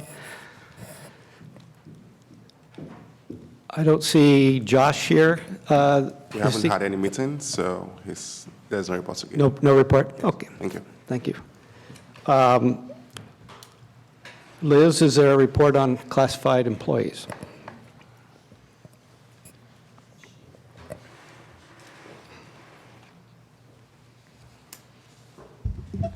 Good afternoon, members of the board. The consultation group has met twice since I reported last. Once was in December, where we had a report from the only classified staff that got to go to Crossroads training. And that was an interesting report. And our next meeting, we met really off schedule. We usually don't meet before, we only meet before CPC, but we met to talk about the retreat. But we haven't had a chance yet to report back since we won't meet again until February 4th. I also wanted to mention that we have a, Classified School Employee Week is in the third full week of May. And we have a membership committee chaired by Cheryl Brown who has planned a lot of activities for that week. In the past, we haven't done much. We've had the burrito breakfast and maybe an ice cream social, but this group is really planning a lot of activities, and Cheryl and maybe some others will be going to the different groups, the PC and the Dean's Council and the managers meeting to talk about how they can involve the deans and the managers in this too. So I just hope that the managers and the deans will help out. So we'll have a nice week. We're also planning trainings for that week. So we're hoping to maybe negotiate a little release time so staff can actually really feel appreciated and able to participate in the events that we have. Any questions? Liz, any questions? Thanks. Thank you. I just want to bring the room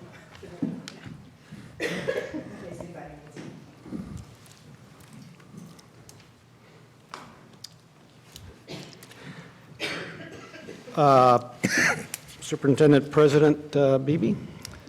Yeah, I appreciate that. First of all, I want to start off by saying that the anti-racism trainings that the board has gone through and will continue to pursue in the future, and also the anti-racism training that you discussed that we're going to be moving forward with in certain areas.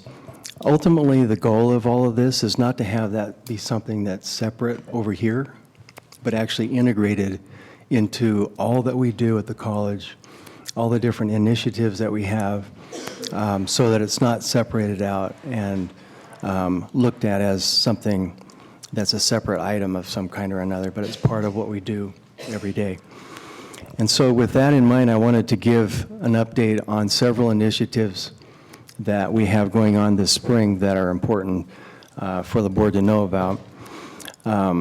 Before I get into some of those, I want to talk about enrollment and just give you a brief update on enrollment.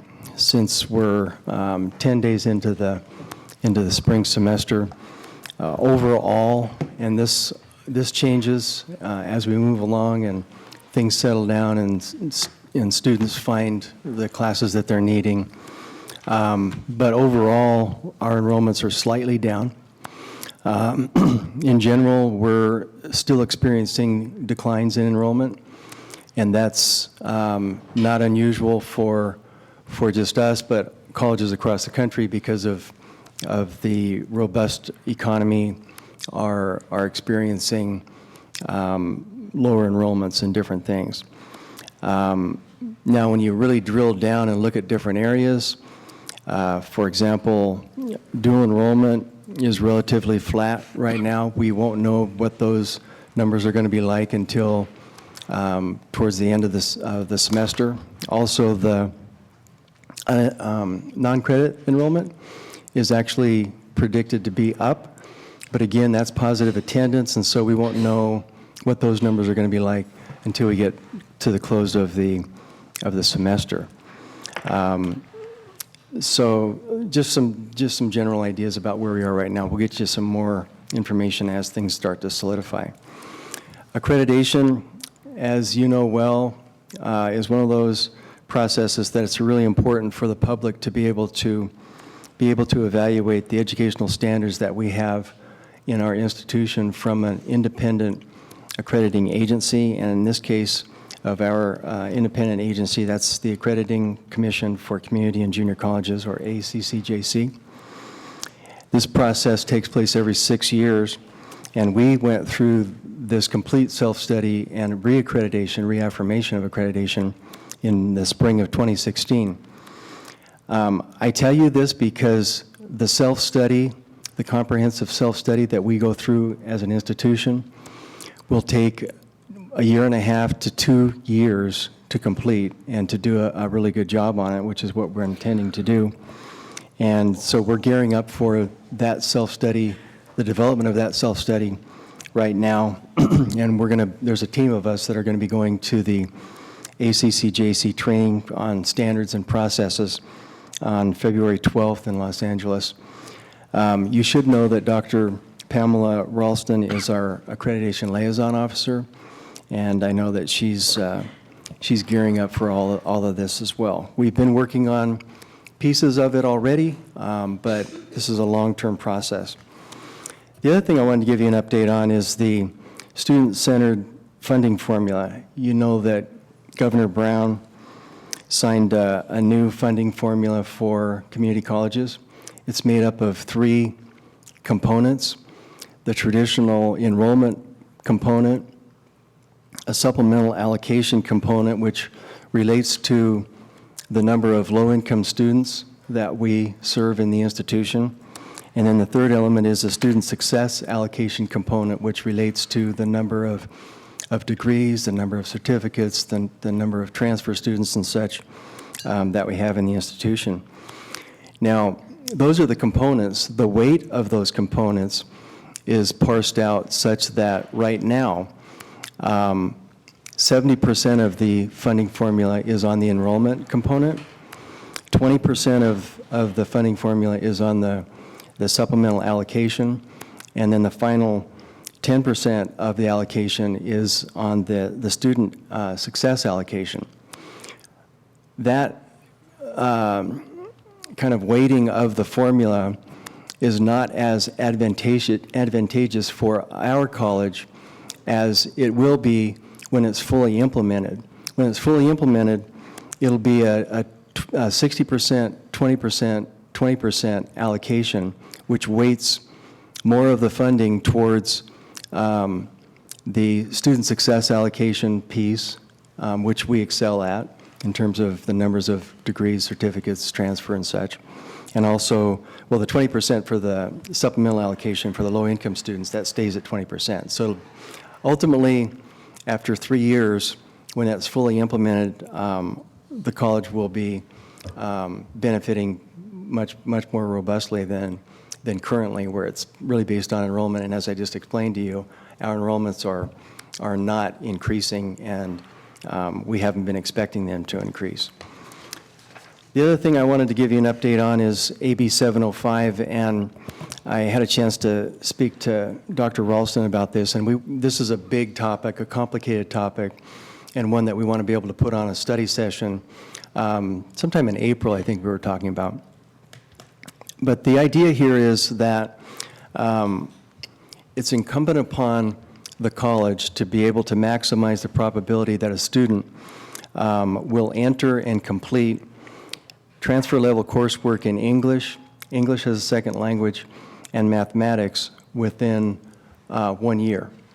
And so that's a bunch of words, and it may sound like it shouldn't be all that hard to do, but it's very, very hard to do. It's very complicated. And we have some amazing faculty that are leading this effort to be able to have this all happen, and I want to make sure I call them out. Dr. Anita Cruz, Dolores Howard, Jamie Campbell in the math department, and Sarah Voley are all leading this effort for us and doing really remarkable work. And I can't wait for the presentation because you'll see what I'm talking about. And then finally, the last thing I wanted to make sure that you know about is that we're still and plan to be one of the 20 community colleges in the state of California leading the Guided Pathways initiative. And this initiative is about creating clear pathways for students so that it's not so complicated, helping students enter those pathways as they choose, help students stay on the pathways, and then ultimately making sure that the learning that is expected from the faculty is actually happening the way that they desire it to happen. Now, we have a superhero among us related to this work in Margaret Prothero, and I just want to make sure that you guys realize the great work that she's doing with all of this. We are all going to Riverside, beautiful downtown Riverside, to the 5th Institute, Guided Pathways Institute. There are 6 altogether, and we've attended all of them, and so we're going to do that next week, and we'll be able to give you a report back on what that's all about. So again, I just want to stress the idea that all of these initiatives and others that we're working on in terms of the anti-racism training, the gender equity training, other important values that we hold as an institution here are to be integrated into this work as an aspiration. Ultimately, that's where we want to get with this. We're not there yet, but ultimately that's where we want to be. Thank you. Dr. Beebe, thanks for the report. A lot of good, positive news in the report. I know that when you mentioned Guided Pathways, when I joined the board last March or late February and heard about Guided Pathways, I actually heard about it before I got on the board, I just thought it was a remarkable sounding program, and I'm so glad we're still a part of it, and it's we got good people working on it. We do. And AB, I always forget the number, 705. I do appreciate how complicated that is. So I'm glad to hear a positive report on that. That we've got really good people working on it. I just have one question. The funding formula. I recall we were going to hear. Is it still in February about how close we are in terms of our budget? Yeah, well, we actually have received some simulation from the state. I don't know, James, do you want to come down and just talk just a second about the funding formula? I'm sure we'll have maybe a study session on this topic at some point, but it's another one of those things that's kind of morphing and changing as we go along. Sure. So are you looking for where we're at with this current year, or more what it's looking like in future as I years? recall, when we last talked about the budget, we were kind of making some assumptions about what was going to happen with the funding formula, and we thought we'd have a more exact answer to that in February. So I'm just merely asking if that's still the schedule. Yeah, we do have better numbers. We actually just got them about a week and a half ago. They do look relatively comparable, on the grand scheme of things to what we had projected. Our biggest thing right now is the decline in enrollments a little bit more than we had originally planned. We had planned to flatten out this year. We haven't. So that's taking a little bit of money off the table. The success factors and all the supplemental factors are relatively, some are up, some are down, but it kind of nets out relatively neutral, which is good. Which is good to hear. We do have a better simulation from the Chancellor's office for us to start working with. We're starting to look at it now, just able to compare it. I am expecting revenues this year to come in a little bit lower But I am also expecting our expenditures to come in a little lower than we had anticipated as well due to some changes on campus, so. Thank you. Anybody have any questions on that? Just a question. If, Dr. Beebe, if you could start like bringing back to the board sometime soon information of how much it would cost to do anti-racism training like Dr. Stark described for every single employee at SBCC, so we know what the cost would be when we're doing the new budget, so we can maybe invest in something like that. I know that came up during the retreat a couple weeks ago. Yeah, I'll get you that information. I know that Patricia and others in the Academic Senate have been working on some kind of a related presentation. And so I know Elizabeth Imhoff, Dr. Imhoff, as well has been thinking about this. So, Yeah. I think it was like 300,000 if I'm right for SBUSD. Was that the number? No. Or more, 600,000? It was mid. I think you need to keep in mind that Santa Barbara Unified did it over Yeah. a number of years, and that's the way they took bites at it over time. So it's, I don't want to give specific numbers because it was over years. It could be misleading. It definitely exceeds over $1 million. Yeah. Cheap. It's in multiple years, though, as. But we have, Trustee the Parker- district hasn't even done everybody. Like, that was just us that went through the first phases of it, yeah. Because you have to keep in mind, when folks are gone for 5 days, that work's not getting done. At least for us, we had to pay for substitutes and get all the planning in. So when you pull someone else, it's a very large coordinated. I think the strategic plan for Santa Barbara Unified, Dave Cash started it probably like in 2012, was it? Yeah. Trustee, I'm sorry. I was just going to acknowledge Trustee Aboud in terms of getting in the information. Thank you. I know it's complicated, but the more we can learn about this, it's something I'd like to know more about. Thank you. Trustee Croninger? Going back to the enrollment question, I'm wondering, is there a rough percentage or number that you said we were a little down? Based on I kinda our wanted fall, that. at least? I kind of wanted that information, but it's because we haven't really settled out, we're hesitant to give it to you, but it's roughly 4% 4%. down. Now, would be the year or fall only? No, that's spring. Okay. Yes. What was fall then? Because What was Final. fall? Was it relatively flat? I think we finished at minus 1.8%. So So that's pretty flat, that's what I'm saying. Yeah, it's mostly flat. Mostly flat fall for flat, fall. spring looking like 4%. Yeah. Okay. But don't hold us to that number, because it's shifting. I'm wondering, we've talked a lot about the Promise students and across the state as more community colleges launch their own Promise programs. And so maybe that's not something we can actually really watch. It's still fairly new. I know Jeff's talked to us more about it, but that might be just something interesting to watch, how many in California students are actually staying in their counties because of their local Promise programs, and see if that affects any of our stuff. Could Just like very when we well. do have study sessions. And then I think the foundation was also looking at that. Right. We've heard a lot of it across the state.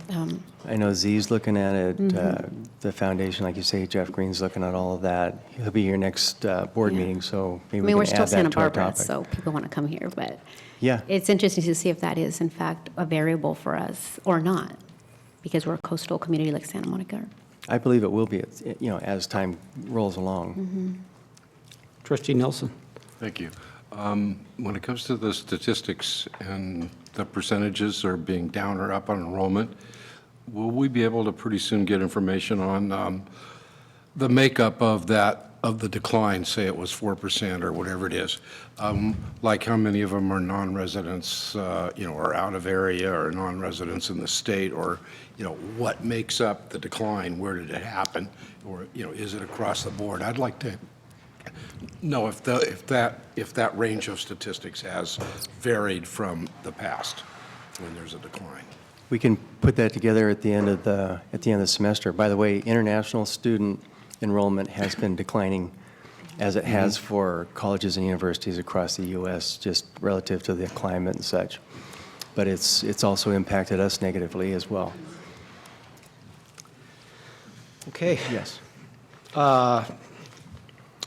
Without additional questions, we'll go on to the item 6, the consent agenda. Does anybody have any, well, the consent agenda pertains to items 7.1 through 7.4, 8.1 through 8.4, and 9.1 and 9.2.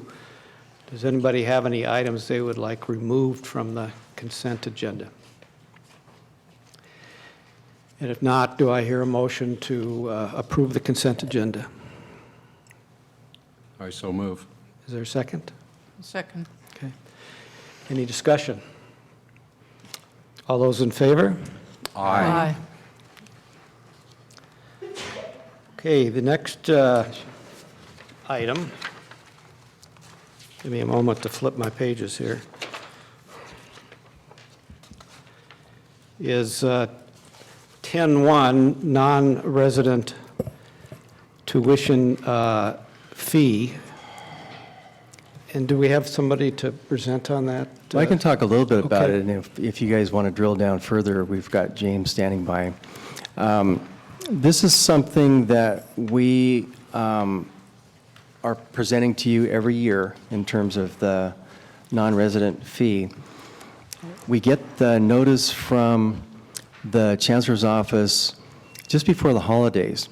And there are, it's like almost like a tax return. There's like 7 options, and you have to kind of work through the math and go through it all. And it gives you quite a range of things to look at in terms of the fee itself. In going through all of the math with that, what we decided, and I met with Kenny on this, and also Josh Villanueva on where we should be with this. I've also had feedback from our international program and other important folks related to where we should set this. And it was determined unanimously by all of those folks that we should not be raising the non-resident fee and keep it where it is right now. So that is my recommendation to the board. Keep it where it is, which would be $265 per credit plus a $20 non-resident tuition fee for a total of $285. Does anybody have any questions? Do we know, Dr. Beebe, what Santa Monica or any of those other schools did with their? Usually we get a comparison of like colleges, like, Santa Monica, who's similar in enrollment and things like that, or? Did we have that, James? All the colleges around us are using very similar methodology using the state average. Can't hear you.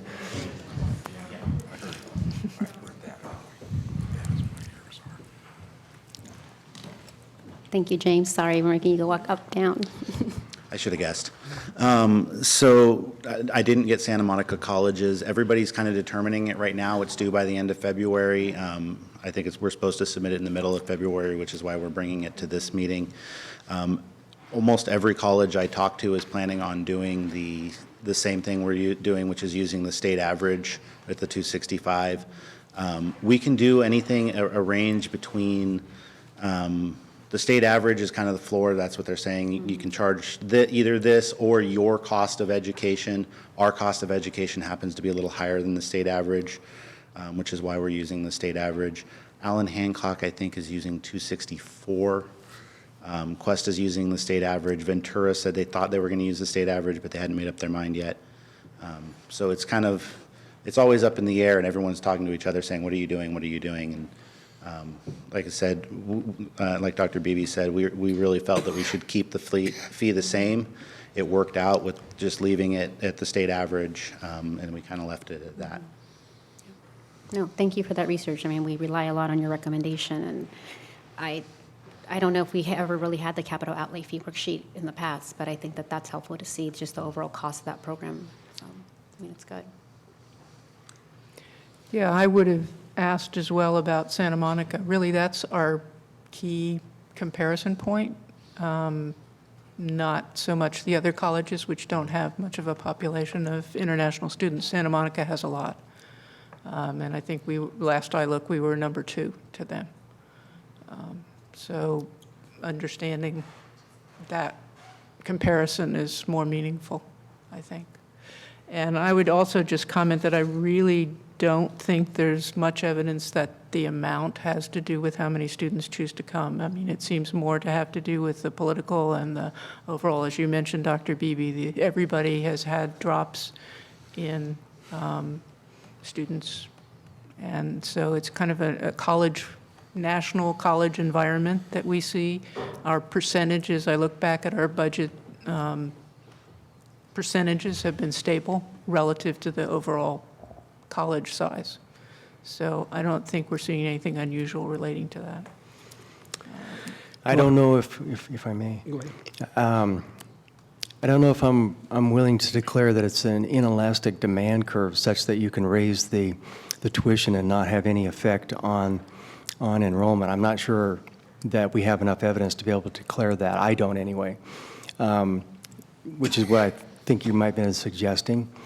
That is somehow the fee itself is somehow detached from our enrollments.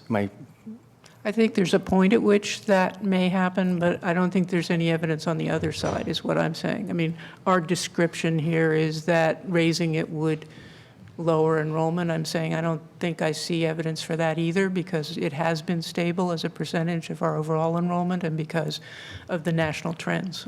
We're consistent with national trends. So the points at which we raised it don't look to me like they show the kind of correlation that we're suggesting. I think it's an unknown. I don't know how you would get the data to break it out. Yeah, that'd be the difficult part.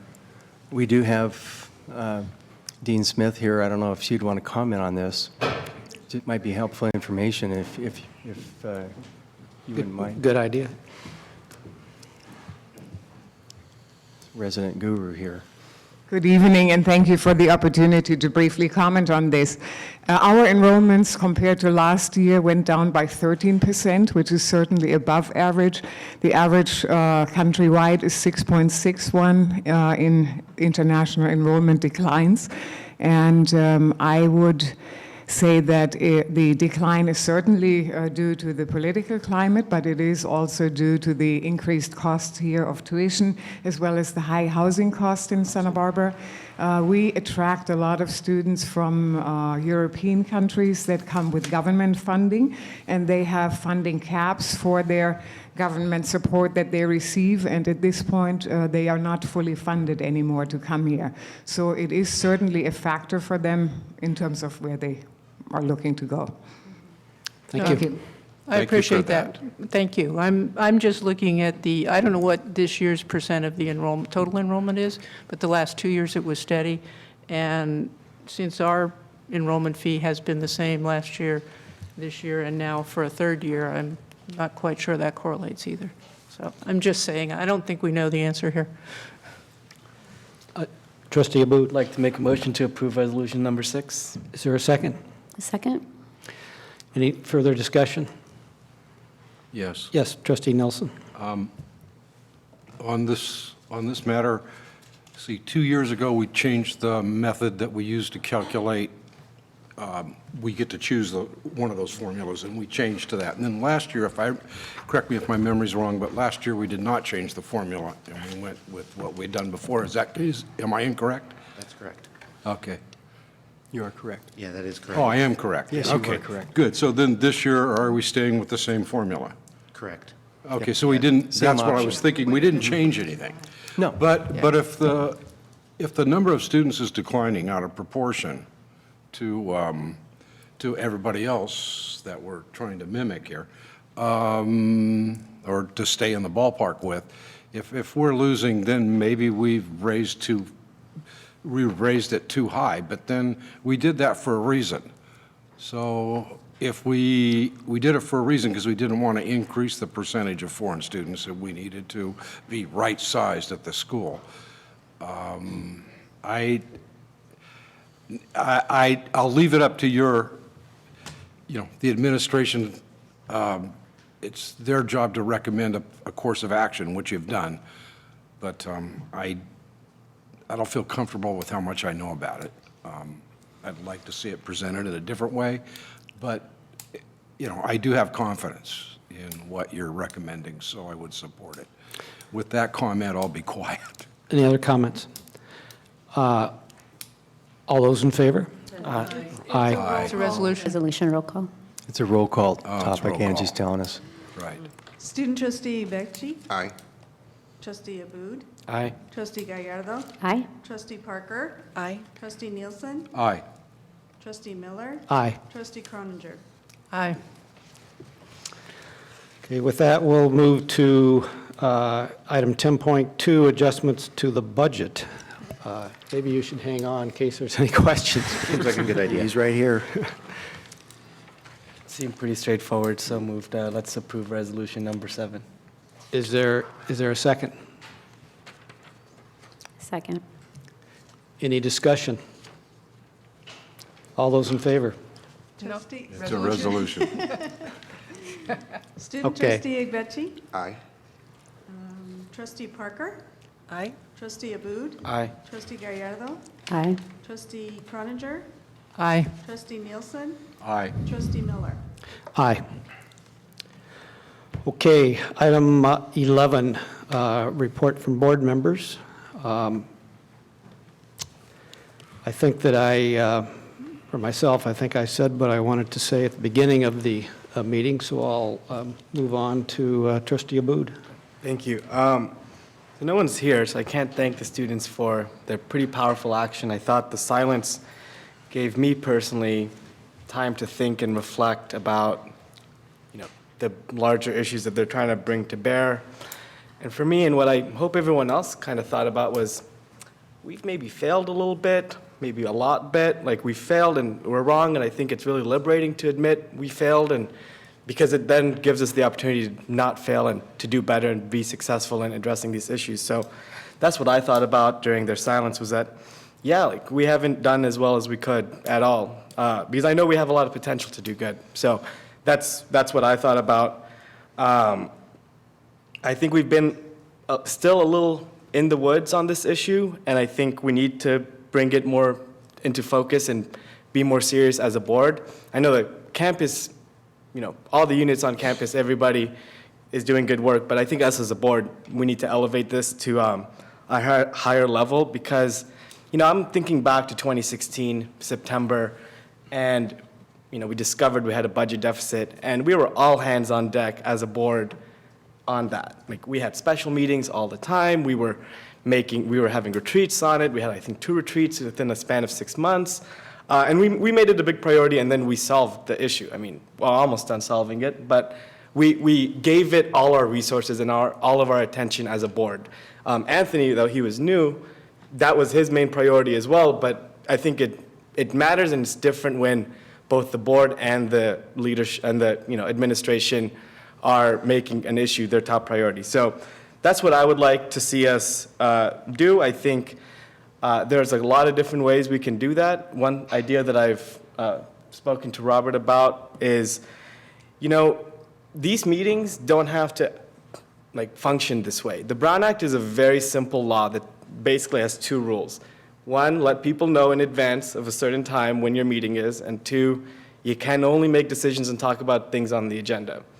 That can be really flexible. It sounds restrictive, but my professional job is to produce these meetings for another district. I mean, I get to do Angie's job, Anthony's job, Liz's job, and the AV job all at once as my role. But what I've learned in doing that is that these meetings don't have to be this formal, and these meetings don't have to be us just receiving items to approve. It doesn't really need to be like that. What could be, let's say I'm just going to propose something to imagine, which is if we had a meeting, a noticed meeting of the board, we don't have to sit on this dais. We can find a better space. We don't all have to sit next to each other, actually. It doesn't need to be like that. We could call the meeting to order, just like we did the retreat. We called that meeting to order, and then nothing else in that retreat was anything like any of these meetings. And then we could figure out some agenda items that I'm sure that a lot of our students and faculty and staff might have ideas for what they can be, and they can be a little more broad or they can be a little more specific. We can say racism on campus, and that could be an agenda item topic. And then in that context, we could have people speak to us on that, and then we won't have to sit here and not respond. We can actually be free to have a discussion and a brainstorm and a back and forth that's healthy to figure out what we want to do, because we haven't had that discussion. We had a really good retreat where we talked about racism in our society, but I don't think we have been able to have a focused discussion as a board about what we want to do policy-wise, budget-wise, anything-wise at the college. So I'm just putting that out there, that it's actually a really doable, easy thing for us. I think it'll generate a lot of goodwill, and I think we'll figure out a lot of clear and specific actions out of that we can then have at a next meeting for us to approve.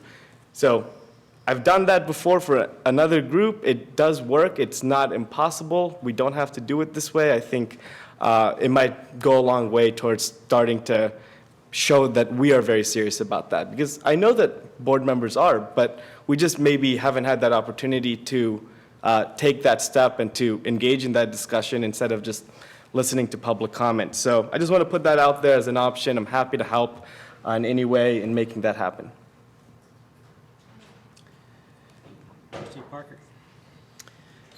I won't repeat too much of what Trustee Abboud has said, but I also want to thank students. That was very powerful, and it was interesting because this morning I was at a time when it was supposed to be mindful, and students were rushing, and I said to myself, I didn't have a chance to be mindful there, and then I was like, well, the universe spoke to me that I was going to have that opportunity today, and I really appreciate it. I mean, I don't know about the rest of you, but it was definitely 2 hours of an internal journey, and that was really related to what students were trying to convey. And I understand how difficult this is, and I agree with Jonathan that I really do think it would be helpful for us to have some meetings around this in a workshop format that can be more interactive instead of a regular formal board meeting. So that's my suggestion as well. Thank you very much.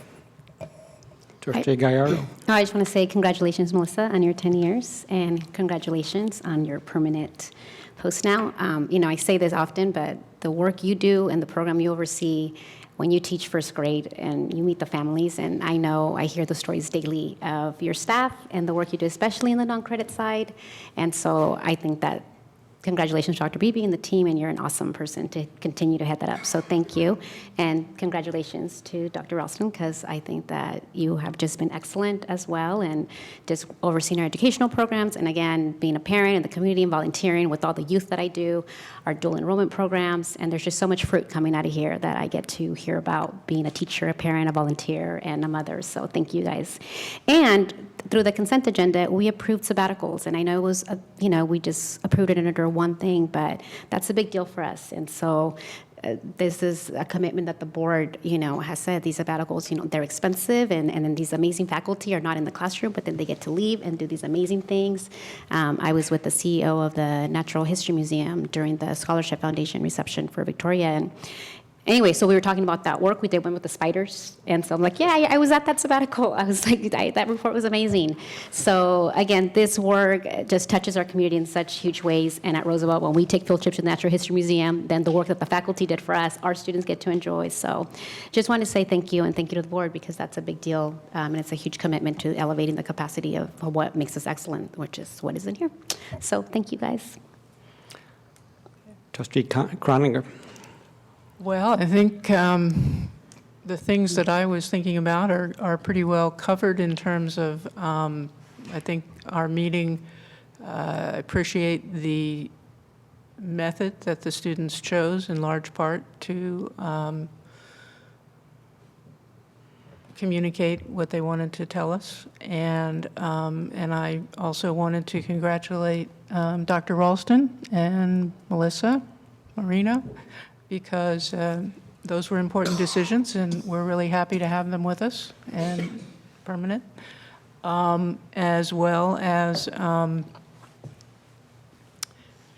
noting the sabbaticals, which Veronica just did, because those are terrific for our faculty, I think, and very important. And when we do a consent agenda, sometimes that stuff isn't noted. So, Trustee Nielsen. have a lot to say, and then I have nothing to say sometimes. My mic is on. I know you gotta get close. I got to get closer. No, he told me he could pick it up no matter what I did. Okay.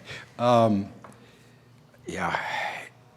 The retreat was interesting. I thought it was profound. I took one word away from it that I've kept to myself, and that was just to be more aware.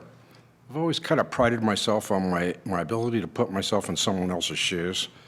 I think it's referred to as empathy and the ability to do that as opposed to sympathy. Not feeling sorry, but being able to put my feet in someone else's shoes and see the world through their eyes. But sometimes that's really, really hard to do when you have no experience at it. So that's what I took away from it. Was it helpful? Yeah. Did it take a lot of time? Yeah. Wiped out a day. But then that's only one day, and maybe it'll help. I hope, if I use the information properly. There was something else, not really related to that issue, but a couple months ago when these issues, the racial issues started coming up, I asked President Beebe to come up to, if he had any facts, who said what, when did this happen, what's going on. And we still don't have that report, but I believe any of those reports, but I believe maybe some of them are imminent soon. And I'm anxious to see that. But there's a reason for asking for that, because, things can happen. But when you don't have records and you have, and you can't follow it up, or you don't follow it up, there's a big difference between can't follow up on something and not following up on something. And then there needs to be consequences, or rules generally are not obeyed. And so if we have rules about practicing discrimination, and there's no consequences when somebody breaks them, then we need to rethink that a little bit. And maybe we need to spend some time on what are the rules and how do we identify some of these things. I'm not an expert on this, and probably nobody in this room is, but we all are dealing with it the best we can, and we're watching what's going on around us. I don't know, there was one sign, I appreciated the input from all the students that were here and this evening. I didn't enjoy it too much. In fact, I was rather annoyed at first, but it got better. Gave me time to think. I didn't like some of the signs that were up there, and then because I couldn't help but see them for a whole 2.5 hours, so I saw the signs. I didn't like a couple of them, and I still don't, and I don't need to identify them, but most of them I pretty much understood. I guess what I didn't like was the one that said their students are the reason I have a job. I kind of disagree with that from the standpoint is I don't have much of a job as far as getting paid. And I had to volunteer for it, and I had to spend personal money in order to go out and convince people to vote for me to get here. And I don't serve any special interest groups, and I'm only here because I care about the students, I care about my community and the district and the population that I serve that elected me. Those are the goals, and the goals of the board are really important to me. So you can read our mission statement and what's about the board and what we're doing here and the reason we're here. That's really important to me, and that's where it gets down to it. It gets down to why are we here? We're here for the students. So they were around us, so why are we failing them? Who are they listening to? What's going on here? I don't see the root causes making a whole lot of sense, and I want to be able to better understand this because, we're doing everything we can. We're doing stuff that nobody else in the state's doing. We're leading the country in some areas. We've got all kinds of help for minority groups. We're helping students get through the program. We're working as hard as anybody in this country is on student throughput, getting people through the system, getting degrees. So I don't hear much thanks for that, but I sure hear a few people complaining very loudly And I need to better understand it because I really don't see all the reasons for that. And I'm not saying that they're wrong. What I'm saying is I don't see all the justification for that, for those kinds of demonstrations. And I want those facts on those investigations. Because if that stuff that they were telling us last November really did happen, I want to know why we didn't do anything about it. Maybe it's because there was nothing we could do about it, but I don't know that. And we need to start over on how we address these issues, and we already have. I'd like some more details on how that process is working. And I guess that's what I wanted to say. I already said thank you to our two, what I consider award winners here that volunteered to serve, and to the majority of our faculty and staff that make the magic happen around here, because they're the reason we're #1. And we can always do better, because as soon as we quit trying to do better, then we're not going to be #1 anymore. Thank you for letting me speak. Thank you, Trustee Nielsen. Trustee Becky. Thank you. I just want to reiterate to the board that the students weren't here to fight. They were not here to cause disruption. They were just here to listen, to ask you to listen to them. They were here last year, and very little was done about what they came here for. And very little was discussed on this board, on this platform, about what they came here for. So they came with silence today, and I hope that silence was very loud, and we all took time to. You might disagree with what they wrote on their placards. They are students. You don't always have to agree with what they wrote on their placards or whatever, but let's look at the core message, what they're trying to pass to us. If at this point you don't still understand what's going on, then I doubt if you're really doing your job as a Board of Trustee member. Because if you ask the right questions, you have Dr. Bibi there, you have the students, you have everyone to ask questions. If you don't ask the right questions, you won't get answers. So if you're not researching and asking the right questions on what's going on campus, what's going on in the campus which you say you present to your constituents, then I don't think you're doing your job as a Board of Trustee member. And I want to thank the board for being very respectful to the students. I saw some Board of Trustee members sleeping. I saw some making very angry faces. But these are the reasons why you're here. Without the students, you won't be here. Forget if it's a job or if it's a volunteer activity. Without the students, there's no reason why we'll all be sitting down here. We are all here for the betterment of SBCC, and we're all here for the success of our students. And I think that should be the core message we bring to each of our meetings. If the policies we make don't represent the students we are making them for, then I see no reason why we're sitting down here. So please, I want to see more policies. Dr. Bibi, I want to see more decisions that favor the students. You're the president of the college, and I know most of the buck stops with you. But please, we want to see more. We are not showing that these students are working. If your decision still points to the wrong direction, that there's still racism in our campus, then you're not doing the right job. I'm tired of sitting down here watching students come and complain about racism. And then you say you don't have the facts. What else do you want? Do you want a video? It is sad. I feel very uncomfortable sitting on this chair and watching students, watching faculty and staff come to complain about racism all the time. It's taking a toll on me. Students can't study because they deal with so much, and then you say you don't have the facts.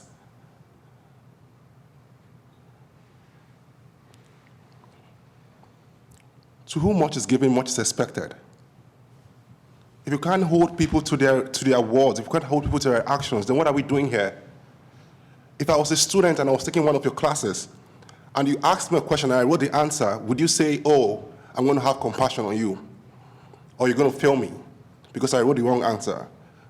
And that is right, because I'm a student. I should know the right thing. If you taught me, I should know. If I have a job, I should know what is right and what is wrong. If I'm the president, if I'm the vice president of the campus, I should know what is right and what is wrong. I shouldn't wait to be told.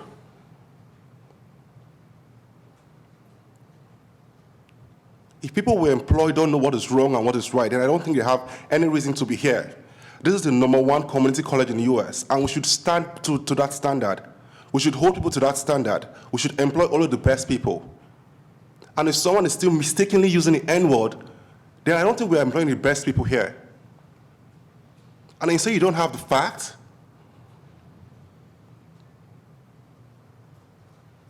Someone, a journalist sometime back, was speaking on radio, and he mistakenly used, called Martin Luther King in the wrong way, and he was sacked immediately. Those are the kind of actions we want from the Board of Trustees. Dr. Bibi, those are the kind of actions we want from you. Not trainings, like there are so many trainings and trainings and trainings, and then yet nothing is done. I'm tired of sitting down here watching my students come to complain. It's killing me. I go back home and I'm so depressed. I can't even do anything anymore because I don't have any power on the board. And they walk up to me like, what are you doing to solve all these problems? But my hands are tied here because I can't even vote. I can't even do anything. Please, I need you guys to help me do my job. I'm representing the students on this board. I don't have a voting power. I don't have a problem about that. But you guys must help me talk to the students, like help me empower the students. I don't care about myself. I just want the students to be happy. If the students I'm happy on this board. Thank you. Well, I would thank you for that powerful statement to us. I would disagree in one respect. You do have power, and you just exercised it by telling us and talking to us. You have influence with us. You're an important student here.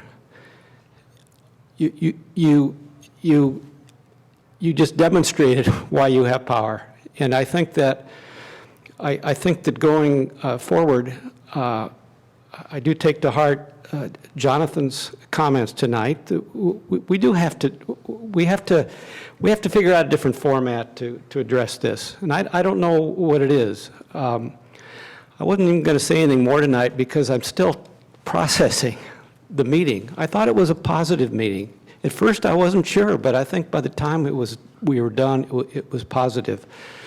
And so I want you to keep telling us.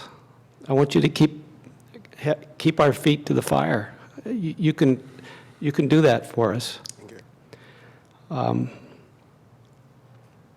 I'll end by adding my congratulations to Vice President Ralston and Vice President Marino. I'm not sure it's been said, but they both had very stiff opposition, I understand. And so not surprisingly, we got the best of the best. So congratulations. Anybody else have any comments tonight? Do I hear a motion to adjourn? A motion to adjourn. Is there a second? Second. All those in favor? Aye. Aye.